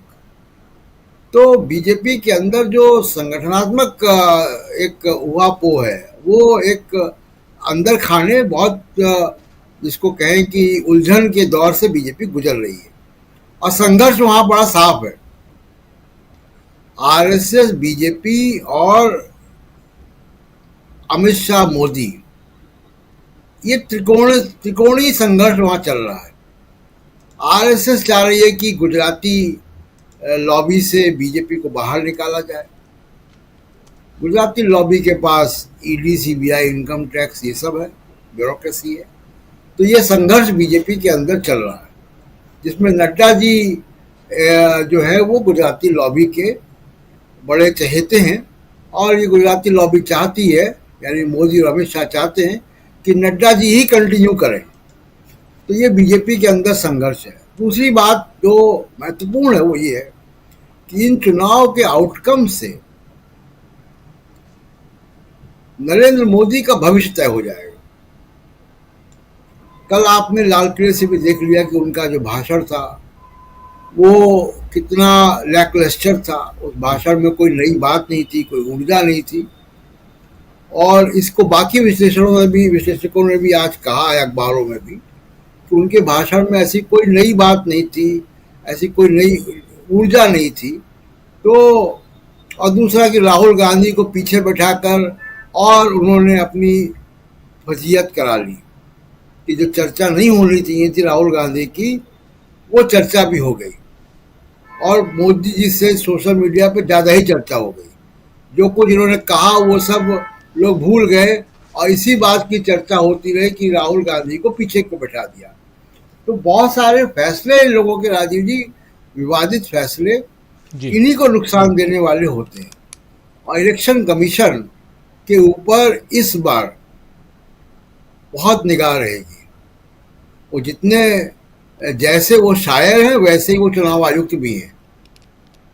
उतने ही नंबर उनको चुनाव आयोग में ही मिलेंगे जितने उनको शायरी मिलेंगे।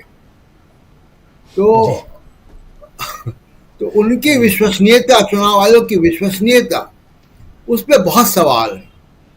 किसी से आप पूछ रहे, कभी बाजार जाएं, सड़क पे जाएं, किसी पब्लिक इवेंट में जाएं, आप चुनाव आयोग के बारे में चर्चा कर लीजिए, आपको फीडबैक मिल जाएगा कि चुनाव आयोग के ऊपर कितने जो है संशय के बादल हैं।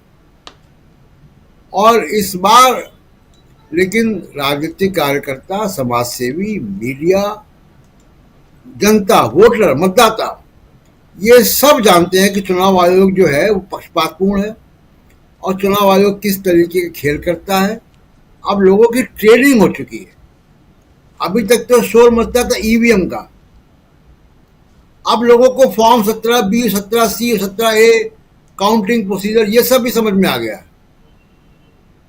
तो बात ईवीएम के शोर से आगे जा चुकी है। तो इस बार इलेक्शन कमीशन के ऊपर बहुत दबाव रहेगा। कितने भी आप अधिकारियों का ट्रांसफर कर दो, कितना भी आप जो है पक्षपातपूर्ण रवैया कर दो, नरेंद्र मोदी वहाँ कुछ भी बोलें, हिंदू मुसलमान करें, धार्मिक स्तर पर चुनाव जाके लड़े, आप अपनी आंखें बंद कर लो। जनता ने आंखें नहीं बंद की ना। आप देखिए कि जिस राजस्थान में जहां से उन्होंने बोला कि घुसपैठी है सब यहाँ के मुसलमान जी, उस पर चुनाव आयोग ने कुछ नहीं किया, लेकिन जनता ने वो सीट हरवा दी बीजेपी को। तो जनता अपना मॉडल कोड ऑफ कंडक्ट लागू करती है। राजीव कुमार नहीं लागू करेंगे तो क्या होगा कि जनता आंख थोड़ी बंद कर लेगी। तो जनता इस बार ज्यादा अलर्ट रहेगी राजीव। बिल्कुल, जनता ज़्यादा अलर्ट रहेगी। और इन दो राज्यों में अभी जब रिजल्ट 4 अक्टूबर को रिजल्ट आएंगे और उस समय आपको पता चल जाएगा, लगभग 1.5 महीने का इंतजार कीजिए और उसके बाद रिजल्ट सामने होगा, जिसमें दूध का दूध और पानी का पानी। लेकिन 4 तारीख फिर से क्या परेशानी खड़ी करने जा रही है नरेंद्र मोदी के लिए, बीजेपी के लिए, एक बड़ा सवाल है। आना चाहता हूं राहुल लाल जी, लेकिन राहुल गांधी को पीछे क्यों बैठाया? और नरेंद्र मोदी को ये बात समझ में नहीं आती है कि अब राहुल गांधी को पीछे करके, पीछे बैठा के चुनाव सामने है, अपने लिए मुसीबत खड़ी कर रहे हैं क्या? या इन सारी चीज़ों से कोई फर्क नहीं पड़ता बीजेपी को? जुमले बोलते रहेंगे, नारे देते रहेंगे, जैसे आज गृह मंत्री ने कह दिया कि तीसरी बार भी हरियाणा में हम ही सरकार बनाएंगे, जबकि हरियाणा में बच्चा बच्चा जानता है कि इस बार बीजेपी के लिए बहुत मुश्किल है सरकार बनाना। तो ये जो चीज़ें होती हैं, इसके साथ साथ विपक्ष के ऊपर आप इस ढंग से वार करते हैं। राहुल गांधी जो आज की तारीख में नेता प्रतिपक्ष ही नहीं बल्कि एक लोकप्रिय नेता हैं, और उनके साथ अगर ऐसा कर रही है बीजेपी, तो क्या हो सकता है? इसके पीछे की लॉजिक जरा समझना चाहता हूं कि आखिर क्या लॉजिक है कि राहुल गांधी को आप पीछे बैठा देते हैं, राहुल गांधी के ऊपर वार करते हैं। राहुल गांधी को कल और उनके देश के पहले प्रधानमंत्री जवाहरलाल नेहरू और इंदिरा गांधी तीनों की तस्वीर के साथ में आप लुटेरा वीडियो बना दिए। इस सबसे क्या बीजेपी को समझ में नहीं आती बात की ये जो है कहीं ना कहीं आपके लिए घाटे का सौदा है, राजनीति आप कर रहे हैं? हमें लग रहा है कि प्रधानमंत्री जी को अंक गणित पे, ज्योतिषी पे हद से ज्यादा भरोसा हो गया है, तो इसलिए वो यथार्थ राजनीति से दूर होकर एक अलग किस्म की राजनीति कर रहे हैं। कल जिस तरह से राहुल गांधी को 5वें पंक्ति में बैठाया गया और उसके बाद रक्षा मंत्रालय के द्वारा जो तर्क दिया गया कि ओलंपियंस का सम्मान बढ़ाने के लिए उनके पीछे बैठाया गया था, तो वही बिल्कुल सही कांग्रेस ने कहा कि ओलंपियन का सम्मान बढ़ाने की जिम्मेदारी केवल राहुल गांधी की थी, जो कैबिनेट मंत्री के दर्जा प्राप्त है। वो जिम्मेदारी जो है कि अमित शाह की नहीं थी, एस जयशंकर की नहीं थी, दूसरे लोगों की नहीं थी। तो स्पष्ट है कि राहुल गांधी को एक तरह से कहीं कहीं उनको नीचा दिखाने का प्रयास कर रहा है, लेकिन प्रधानमंत्री जी भूल गए हैं कि भले ही वो तो 79 सीट्स तो देखिए खुलेआम है, मैं तो मोटे तौर पर मानता हूं कि कम से कम 100 सीटों के आसपास, जो कि हम लोग पूरे लोकसभा चुनाव में जब देख रहे थे 100 सीटों के आसपास की गिनती हम लोग भी कर रहे थे राजीव जी, कि 100 सीटों के आसपास की लगभग धांधली हुई है जी। तो वो उस परिणाम के बावजूद भी इंडिया अलायंस जिस तरह से रिजल्ट लेकर सामने में है, वैसे स्थिति में मोदी जी जितना ही राहुल के ऊपर हमला करेंगे वो भारतीय जनता पार्टी को उतना ही नुकसान करेगा। अब ये भी आप जब भ्रष्टाचार की बात करते हैं, और कल उन्होंने जब भ्रष्टाचार की बात कर रहे थे तुरंत से दूरदर्शन ने कैमरा राहुल गांधी के ऊपर दिखा दिया उस भाषण के दरमियान में, जबकि अगर हम लोग देखें परिवारवाद पे भी बोल रहे थे तो तब भी दिखा रहे हैं राहुल गांधी के ऊपर। मैं वही तो कह रहा हूं कि जबकि अगर मैं मानता हूं परिवारवाद, वंशवाद, भ्रष्टाचार इन सबों की कोई झंडी वाली पार्टी है तो वो तो सीधे सीधे भारतीय जनता पार्टी है। अभी आप जम्मू कश्मीर में देखें ना, जो लेफ्टिनेंट वहां पे जो उपराज्यपाल हैं, एलजी हैं, उनके ऊपर भ्रष्टाचार के कितने सारे आरोप लगे। छोटा सा राज्य है राजीव जी, कोई भी चीज छुट्टी नहीं है वहां पे। अगर एक घटनाक्रम होता है, पुराने राज्यपाल ने खुद बताया कि अगर राजभवन में कोई बातचीत होती है तो श्रीनगर के हर चौक चौराहे पर वो बातचीत होनी शुरू हो जाती है। सतपाल मलिक जी का ये बयान हम लोगों को ध्यान में होना चाहिए। तो वो उन्होंने जिस तरह से अपने पर्सनल कैपेसिटी के अपने बेटे के शादी के लिए उसमें खर्च जो है कि राजनिवास से खर्च करवा दिया, राज्य सरकार से खर्च करा दिए, कई इस प्रकार के अलग अलग प्रोजेक्ट को लेकर वो आरोपों और दायरों के घेरे में है। तो उनकी जो छवि है वहां पे बिल्कुल ही खराब छवि है वहां पे। और तो वो भ्रष्टाचार के मामले तब जम्मू कश्मीर में देख लीजिए, भारत के जिस जगह पर जहां पर आप अंगुली डालेंगे भारतीय जनता पार्टी का पूरा भ्रष्टाचार का तंत्र वहां पर नजर आ जाता है हम लोगों को। तो राहुल गांधी के ऊपर हमला उन्हें काफी ज्यादा एक नुकसान पहुंचाने वाला फॉर्मूला है। वो जितना हमला करते हैं राहुल गांधी की लोकप्रियता उतनी बढ़ती है और प्रधानमंत्री मोदी जी की लोकप्रियता उतनी ही घटती है। देखिए जम्मू कश्मीर की चूंकि बात हो रही है, इन्होंने 5 अगस्त 2019 को क्या क्या तर्क दिए थे कि भाई जम्मू कश्मीर का विकास नहीं हुआ, जम्मू कश्मीर को कुछ परिवारों ने लूट लिया है। जबकि उसी समय अगर हम लोग देखें, इनके नीति आयोग के आंकड़े थे राजीव जी, और वो आंकड़े गुजरात से मैंने तुलना किया था हमने कि गुजरात बनाम जम्मू कश्मीर कम से कम 1 दर्जन से ज्यादा मानकों के ऊपर, चाहे शिशु लिंगानुपात हो, महिला शिक्षा हो, शिशु मृत्यु दर हो, 1 दर्जन से ज्यादा मानकों के ऊपर जम्मू कश्मीर गुजरात के ऊपर भारी पड़ रहा था। फिर आपको ऐसी क्या जरूरत पड़ी कि उस पूर्ण राज्य वाले दर्जा को, जो राज्य काफी अच्छा परफॉर्मेंस कर रहा था तमाम विपरीत परिस्थितियों के बावजूद, उसको आपने जो है कि केंद्रशासित प्रदेश बनाया और 2 हिस्से में तोड़ दिया। आज तक क्या उसका कोई हम लोग को माकूल उत्तर मिल पाया, कोई लॉजिकल उत्तर मिला हम लोगों को? ना तो यह सरकार लॉजिकल उत्तर देती है और ना तो मोदी जी के जो चुनाव आयुक्त है राजीव जी, क्योंकि आजकल जब जनमानस में चर्चा होती है 2 राजीव जी की चर्चा होती है। एक तो डीबी लाल जी के राजीव जी की चर्चा होती है, जब मोदी जी वाले जो एक राजीव जी की चर्चा होती है राजीव जी, तो बोलना पड़ जाता है कि मोदी जी वाले राजीव हैं। उनके बारे में खुलकर आप सोच के देखिए, उन्होंने जो तर्क दिए 2009 से मैं देख रहा हूं कि 2009 से महाराष्ट्र के चुनाव और हरियाणा के चुनाव 2009 में, 2014 में, 2019 में एक साथ में वो चुनाव, आखिर इस बार ऐसी कौन सी परिस्थितियां थी? वो कह रहे हैं कि भाई जम्मू कश्मीर में चुनाव हो रहा है, सुरक्षा बलों की बड़ी कमी हो जाएगी। तो तब फिर आप खुल के बयान दे दीजिए ना, 1 नेशन 1 इलेक्शन को भी बयान दे दीजिए कि भारत में सुरक्षा कर्मियों की कमी है। अगर जम्मू कश्मीर सरीखे राज्य में होते हैं तो वहीं पे सारा सुरक्षा बल लग जाता है और वैसे स्थिति में हम एक साथ पूरे देश में चुनाव नहीं करा सकते। ये तर्क थे आज उनके प्रेस कॉन्फ्रेंस में राजीव जी। एक तो देखिए उनके प्रेस कॉन्फ्रेंस से तब इतना बोरिंग हो जाता है, उनके बोरिंग जो शेरो शायरी सुन के और उनके कुतर्क सुन के, 2 चीजों से बोरिंग हो जाता है उनके प्रेस कॉन्फ्रेंस।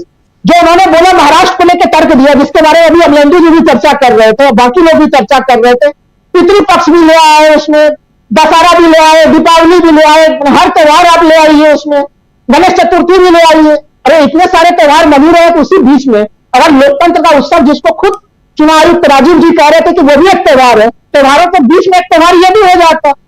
लेकिन स्पष्ट बात यह है कि महाराष्ट्र में भारतीय जनता पार्टी का जमानत जब्त होने वाला है, वहां पे भारतीय जनता पार्टी जमानत जब्त पार्टी बनने वाली है राजीव जी, ये स्थिति है वहां पे उनकी, और वो स्थितियां उनकी झारखंड में भी है। बिल्कुल राहुल लाल जी, बहुत इंपॉर्टेंट बात, क्योंकि यहाँ महाराष्ट्र में अगर पहले हार नसीब हो गई तो फिर आने वाले समय में चुनाव, जो सरकार जो है ये चल रही है बैसाखियों के सहारे, उस सरकार पर भी गहरा आघात पहुंचेगा, असर पड़ेगा और शायद सरकार को बचा पाना नरेंद्र मोदी के लिए मुश्किल होगा क्या यहाँ से। लेकिन दूसरी तरफ जब राहुल गांधी की हम बात कर रहे हैं, सुनील शुक्ला जी एक बार आना चाहता हूँ जल्दी से आपके पास। राहुल गांधी कल बिठाए जाते हैं 5वीं पंक्ति में, खूब चर्चा इसकी होती है, और अब सामने चुनाव है, उसी मंच से जब एक राष्ट्र एक चुनाव की घोषणा कह रहे हैं, अपनी बात रख रहे हैं प्रधानमंत्री नरेंद्र मोदी, क्या और आज जब घोषणा होती है विपक्ष यहाँ पर फिर से एक मजबूती के साथ आगे बढ़ता हुआ दिखाई देता है क्या? जम्मू कश्मीर और हरियाणा क्यों इतना इम्पॉर्टेंट है, क्यों इन दोनों राज्यों के चुनाव एक साथ करवाना यहाँ उचित समझा चुनाव आयोग ने? राजीव जी, मेरे समझ से परे है कि आप क्यों ये सोच रहे हैं, इस सरकार से अपेक्षा कर रहे हैं कि वो राहुल गांधी को पहली लाइन में बैठाएंगे। जो सरकार संसद में नहीं बैठने देना चाहती थी राहुल गांधी को, उनकी सदस्यता खत्म कर दी, दिल्ली में नहीं रहने देना चाहती थी, उनका मकान छीन लिया, चुनाव नहीं लड़ने देना चाहती थी कि उनकी पार्टी के अकाउंट सीज कर दिए। आप उनसे उम्मीद कर रहे हैं कि अब आपके रास्ता खोल देंगे कि आप पहली लाइन में बैठे। आप सवाल है, यह राहुल गांधी का सवाल नहीं है। राष्ट्रपति महोदय, राष्ट्रपति भवन से इन तमाम देश के मूर्धन्य लोगों के लिए एक प्रोटोकॉल जारी होता है। नेता विपक्ष की उसमें जो स्थान है वो 7वें नंबर पर है। आप राहुल गांधी का अवमानना नहीं कर रहे हैं।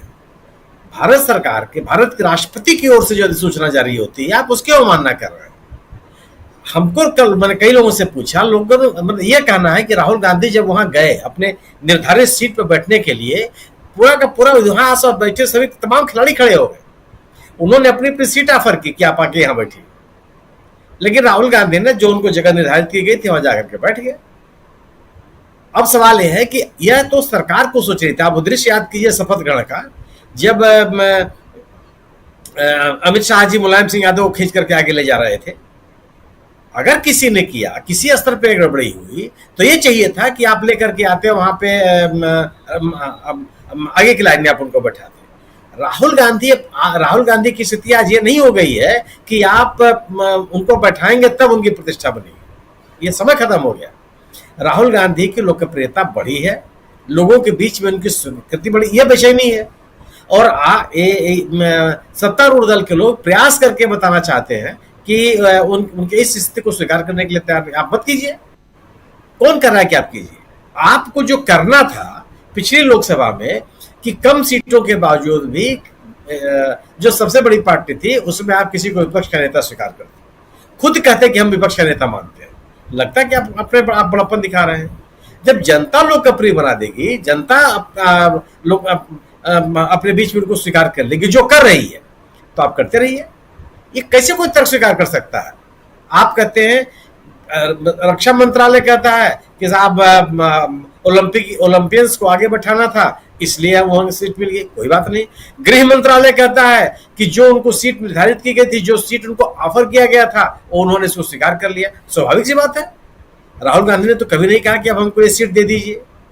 राहुल गांधी ने जब जिस फोरम पर उनको जाना था, हो गए, अपनी स्वीकृति के लिए जनता के बीच बना था गए। उन्होंने कहा कि हमारी बात कोई सुनता नहीं है, हमको बोलने दिया नहीं जाता। वो न्याय यात्रा पर निकल गए, भारत जोड़ो यात्रा पर निकल गए, जनता के बीच में जाकर खड़े हो गए। सवाल है कि सरकार से आप ये उम्मीद नहीं कर सकते कि यह सरकार सदाशयता में, शालीनता में, प्रावधानों के तहत आगे बढ़ करके विपक्ष को या चाहे अपने आलोचकों को स्थान दे। और यह जो आचरण है, यही भारतीय जनता पार्टी को लेकर के लोगों में धारणा बनाती है कि यह सरकार लोकतांत्रिक मूल्यों में विश्वास नहीं करती, यह सरकार आलोचना को स्वीकार नहीं करती। यह सरकार विपक्षी दलों को महत्व नहीं देती, यह सरकार सामान्य राजनीतिक गतिविधियों को इजाजत नहीं देती। यह इसीलिए तो माहौल बना। ये अचानक कैसे स्थिति बन गई कि संविधान खतरे में है? कौन संविधान को फाड़े दे रहा था? कोई तो नहीं दे रहा था। कोई ऐसा नहीं कर रहा था कि हम संविधान को नहीं मानते, लेकिन सत्तारूढ़ दल का आचरण बता रहा था कि आप संविधान को स्वीकार करने के लिए तैयार नहीं, लोकतांत्रिक मूल्यों और संस्थाओं को आप स्वीकार करने के लिए तैयार नहीं, आप जो देश की लोकतांत्रिक संस्थाएं उनको आप कमजोर करने में लगे अपने राजनीतिक स्वार्थों के लिए। इसलिए लोगों के मन में घर करता चला गया। अगर आप चुनी हुई सरकारों को गिरा देंगे, राजनीतिक दलों को उनके राजनीतिक गतिविधियों को नहीं चलने देंगे, विपक्ष में किसी नेता को स्वीकार नहीं करेंगे, विपक्ष का नेता बोलने लगेगा तो आप उसको बोलने नहीं देंगे, सत्तारूढ़ दल के लोग उसको हुट करेंगे, आकर के सदन की कार्रवाई, सत्तारूढ़ दल के लोग सदन की कार्रवाई नहीं चलने देंगे। ये कौन करता है? और जब न तब आप एक अनर्गल आरोप लगाते रहेंगे हमेशा। लोग इसीलिए मानते चले गए कि आप संविधान की बात नहीं करना चाहते। अगर आप संसद लाल किले की प्राचीर पे खड़े होकर के कि आप देश के पूर्वजों को याद नहीं करेंगे, जिन लोगों ने बलिदान किया इस देश को आजादी दिलाने में, उनको आप श्रद्धांजलि अर्पित नहीं करेंगे, देश को बताएंगे भी आप नहीं, और आप ये चाहते हैं कि लोग आपको स्वीकार करते चले जाएं, कैसे स्वीकार कर लेंगे? संभव है ये? राहुल गांधी को आप पीछे बैठाइए, आगे बैठाइए, आप मत आपका जहां बस चलेगा आप बैठाते रहिए। आपका बस चला तो आपने कहा कि हम संसद में नहीं बैठने देंगे, और आप लाल किले के सामने जो सभा हो रही है आप उसमें की लाइन को लेकर चिंतित है। ये इनके बस में कुछ नहीं है, इनके बस में कुछ। और ये तो राहुल गांधी का बड़प्पन है, क्यों चल के गए, मल्लिकार्जुन खड़गे का बड़प्पन है, क्यों गए? वो इस देश का सबसे बड़ा आयोजन है, उस आयोजन में इन्होंने अपनी उपस्थिति दर्ज की। इनके बैठाने उठाने कोई मतलब नहीं है, लेकिन आप जो आचरण करते हैं उसकी जो प्रतिक्रिया होती है वो भारतीय जनता पार्टी को बेचैन करने लगती है कि सोचते कुछ है, होता कुछ है। बिल्कुल। ये जो हालत, तो कांग्रेस के नेता राहुल गांधी ने, उनके माध्यम से इंडिया दल समूह ने जो लोगों के बीच में विश्वसनीयता हासिल की है, और इस सरकार के खिलाफ उसके कामकाज को लेकर के जो एक माहौल बना है, वह एक बड़ा कारण होगा इस चुनाव में भी। जम्मू कश्मीर की स्थिति तो है ही है, जम्मू कश्मीर के तो लोग इससे बहुत नाराज है। किसी राज्य का आप दर्जा छीन लें, उस राज्य के लोगों को उनकी चुनी हुई सरकार चलाने की इजाजत न दें, 10-10 साल तक उनको जनप्रतिनिधि चुनने की आप इजाजत न दें, और उसके बाद भी चाहेंगे कि आप लोग कपरी रहेंगे वहां। क्यों लोग कपरी रहेंगे? वही स्थिति हरियाणा की है। मैं अनिल सिन्हा जी के एक बात, बिल्कुल इस बात से मैं सहमत हूं कि विनेश फोगाट का एक ऐसा मसला है कि इनको किसी लायक नहीं छोड़ेगा।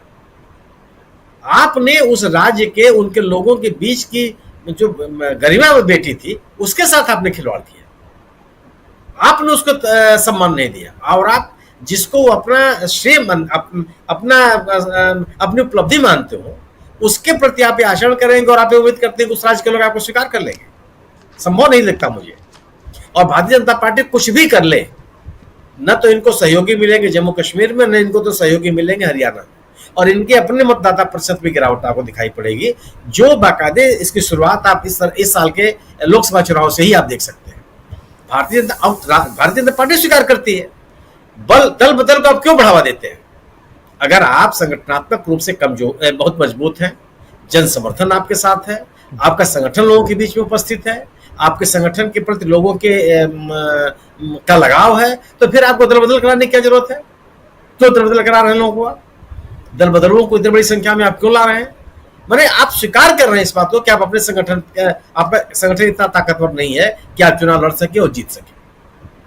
तो मेरा अपना मानना है कि हरियाणा और जम्मू कश्मीर दोनों ही राज्यों में भारतीय जनता पार्टी के सामने बड़ी चुनौतियां। जी बड़ी चुनौती, और इन चुनौतियों का सामना करने के लिए भाजपा कितना यहाँ तैयार है ये तो आने वाला वक्त बताएगा। लेकिन जुमले छोड़े जा रहे हैं, फेंके जा रहे हैं, और कहा जा रहा है कि तीसरी बार भी हरियाणा में हम ही सरकार बनाएंगे। बीजेपी की तरफ से गृह मंत्री अमित शाह ने आज कहा, और जम्मू कश्मीर में भी हम ही बनाने जा रहे हैं। अपने हिसाब से परिसीमन तो करवा दिया, लेकिन बहुत सारे सवाल वहाँ भी खड़े होते हैं कि आखिर भाजपा क्या कुछ कर पाई 2019 में आर्टिकल 370 हटाने के बाद से।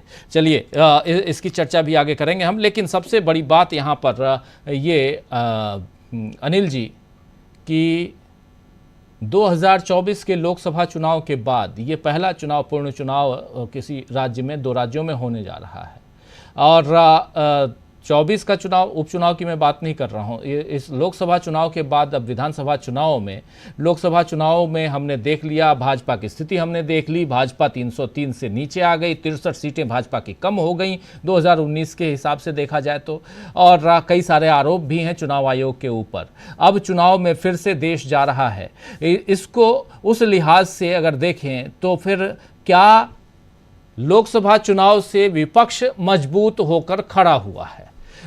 उससे पहले विपक्ष के बारे में कहा जाता था कि विपक्ष यहां मजबूत होगा, लेकिन एक रिजल्ट है, आपके पास एक प्रमाण पत्र है जिसमें विपक्ष मजबूत दिखाई देता है। और वैसे में ये दो राज्यों के चुनाव में विपक्ष कहां देखा जाए, विपक्ष को कहां आप देखते हैं? दो राज्य के चुनाव का जो है, जो सब लोगों ने कहा, उसी को मैं थोड़ा ये भी करूंगा, मतलब रिफाइन ट्यून करूंगा कि देखिए ये मतलब जनरल इलेक्शन ना लगे, अगर एक साथ सब राज्यों के चुनाव होते तो लगता है कि एक मिनी जनरल इलेक्शन लोग बोलने लगते, मिनी रेफरेंडम। तो वो जो है उससे बचने के लिए इन्होंने कि कम, थोड़ा सा कम रहेगा तो अटैक कम होगा कि इनकी सरकार जाने का। इनको पक्का भरोसा था, हमको लगता है इतनी तो मशीनरी जो इंटेलिजेंस और पार्टी की है उसको ये पता तो चल ही गया होगा कि ये दोनों राज्य उनके हाथ में नहीं आने वाले हैं। एक इससे सबसे बड़ी बात है क्या कि पहले दूसरा मामला था, पहले था कि नरेंद्र मोदी और बीजेपी का क्या होगा। अब ये है कि ये दोनों गए, अब अगला क्या होगा इसके बारे में है। तो ये एक जो विपक्ष का एक तरह से विपक्ष केंद्रित चुनाव होने वाला है कि विपक्ष को मत सत्ता में बिठाना है, कौन चीफ मिनिस्टर होगा, हमारा देश के नेता के रूप में मतलब राहुल गांधी की हैसियत क्या होगी, अब ये डिसाइड होगा। तो ये जो आप जो फोकस जो चुनाव का है अब ये उलट गया। अब पहले ये था, बात ये भी था ना कि उन्होंने एक ऐसा 400 पार का जो एक ये क्या कहते हैं टारगेट जो सेट कर दिया था, लोगों को भी दे दिया था कि 400 पार से कम करो या ज्यादा करो, लोगों को भी एक टारगेट दे दिया था ना। वो टारगेट जो है अब टारगेट नहीं दे सकते। अब टारगेट लोगों का है क्या कि मोदी कब तक रहेंगे। अब ये बात होगी क्या कि अगर हरियाणा में चुनाव होगा तो बीजेपी आएगी या नहीं, कौन वहां का अगला मुख्यमंत्री कौन होने वाला है, कांग्रेस क्या करेगी, ये अब नैरेटिव जो है, अब जो लोगों का सवाल है वो बदल गया। वैसे ही वहां है जम्मू कश्मीर में अब ये मुद्दा है कि ये इतना खराब लेफ्टिनेंट गवर्नर आपने दिया, इस तरह का भ्रष्टाचारी पूरा शासन चलाया, उसके कई किस्से आ चुके हैं, उसके बाद इस तरह का आपने अत्याचार किया, तो लोग कैसे रिस्पॉन्ड करेंगे और कौन लोग ट्रेटर्स है। अब वहां पर ये डिबेट नहीं होने वाला है कि कौन राष्ट्रभक्त है, वहां होगा कि जो कश्मीर की जनता के साथ अन्याय करने वाले लोगों का किन लोगों ने साथ दिया। जैसे गुलाम नबी है, गुलाम नबी ने तो शायद मतलब पता नहीं बोला है या नहीं, लेकिन वो चुनाव लड़ेंगे या अगले चुनाव से भाग जाएंगे हमको पता नहीं है। पिछले चुनाव में तो नहीं गए थे ना, वो इसी तरह से वो उनका हो जाएगा, वो निकल जाएंगे।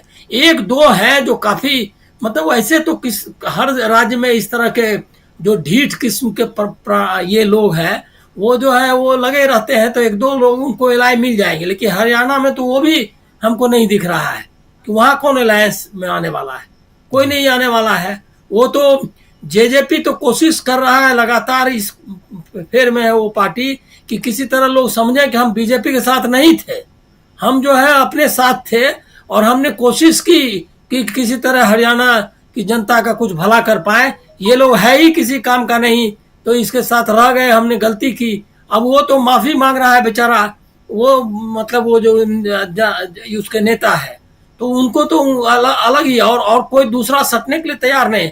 आप देखिए अभी जो महाराष्ट्र में भी जो चीजें निकल आ रही हैं, उससे सबको है ये सीट एडजस्टमेंट में सिर्फ एकनाथ शिंदे को रुचि है, बाकी कोई अलायंस वगैरह नहीं करना चाहता उनके साथ। और नेता के तौर पर जैसे अजीत पवार भी देख रहे हैं कि कहीं रास्ता मिले तो कैसे निकले, और निकले तो फिर ईडी से कैसे बचे, ये सब चिंताएं हैं। तो अब पूरा चेंज हो गया है सिनेरियो।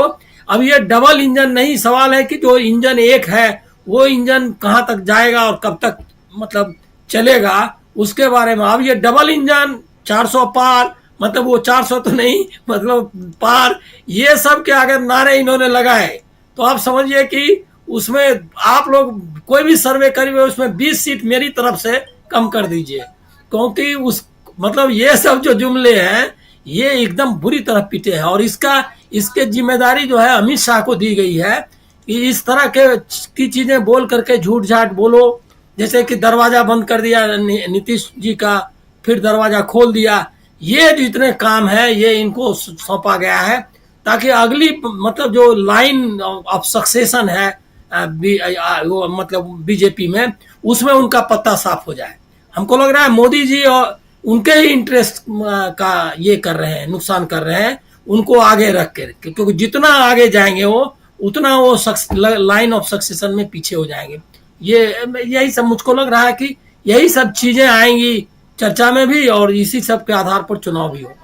जी, तो बिल्कुल एक बार फिर से देश का 2 ही राज्य, लेकिन इम्पॉर्टेंट पहलू ये कि जम्मू कश्मीर में चुनाव, हरियाणा की बात तो हम लगातार करते आए हैं। एक लंबे वक्त के बाद 10 साल के बाद जम्मू कश्मीर में चुनाव होने जा रहे हैं, और उसमें भी अब जम्मू कश्मीर वो जम्मू कश्मीर नहीं है जिसमें लद्दाख का हिस्सा भी आता था। अब जम्मू कश्मीर 2 हिस्सों में बटा हुआ है, एक लद्दाख है और दूसरा जम्मू और कश्मीर है, और वहाँ चुनाव होने जा रहे हैं। और इसके साथ साथ हरियाणा में भी चुनाव। आखिर क्या कारण है कि हरियाणा, जबकि ये साफ दिखाई दे रहा है कि हरियाणा में भी भाजपा की स्थिति अच्छी नहीं है, और उधर महाराष्ट्र में भी भाजपा की स्थिति अच्छी नहीं है। पहले महाराष्ट्र का चुनाव न करवा के हरियाणा का चुनाव करवाना, यहाँ क्या लॉजिक कहलाता है यहाँ भाजपा का या चुनाव आयोग का?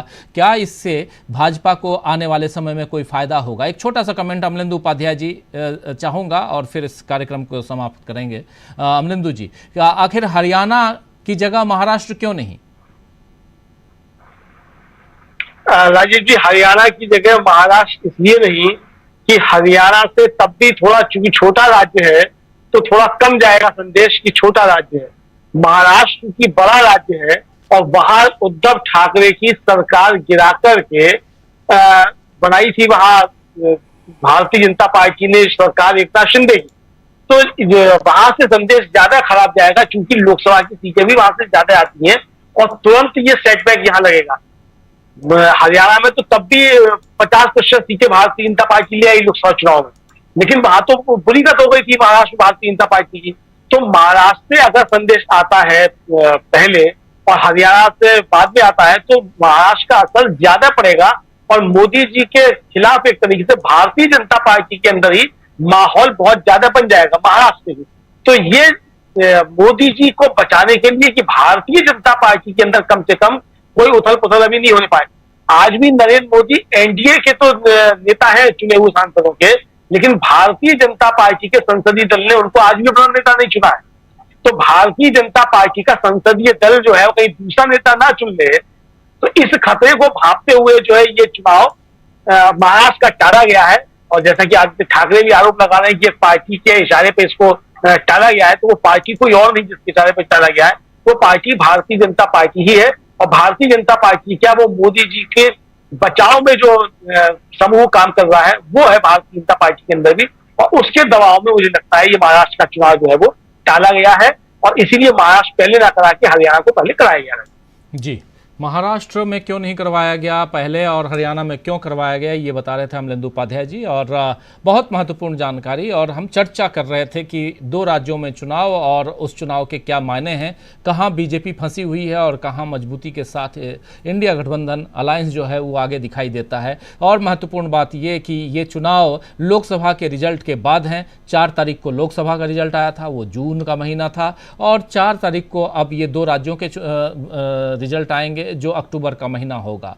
लेकिन लोकसभा और विधानसभा चुनावों में जो सबसे बड़ा फर्क ये है कि लोकसभा चुनाव के रिजल्ट से पहले विपक्ष के बारे में बहुत सारी बातें होती थी। अब एक सर्टिफिकेट के साथ विपक्ष जो है वो आने वाले चुनावों में उतरने जा रहा है, और ऐसे में कितनी चुनौतियां यहाँ विपक्ष पेश करता हुआ नजर आएगा बीजेपी के सामने, ये देखना दिलचस्प होगा। आने वाले समय में इस पर भी हम खूब चर्चा करेंगे। बहुत बहुत शुक्रिया अदा करता हूँ अनिल सिन्हा जी, अमलेंदु उपाध्याय जी, प्रशांत टंडन जी, राहुल लाल जी और सुनील शुक्ला जी, आप सबका बहुत शुक्रिया, बहुत धन्यवाद। आप तमाम साथी जो हमारे साथ बने हुए हैं, आप सबका भी बहुत बहुत शुक्रिया अदा करता हूं इस चर्चा में शामिल होने के लिए। बहुत सारी बातें, बहुत सारे विचार आप लोगों के यहाँ आते रहते हैं कमेंट बॉक्स में। आप लोगों का बहुत शुक्रगुजार हूं कि आप लोग अपनी बातों को यहाँ रखते हैं।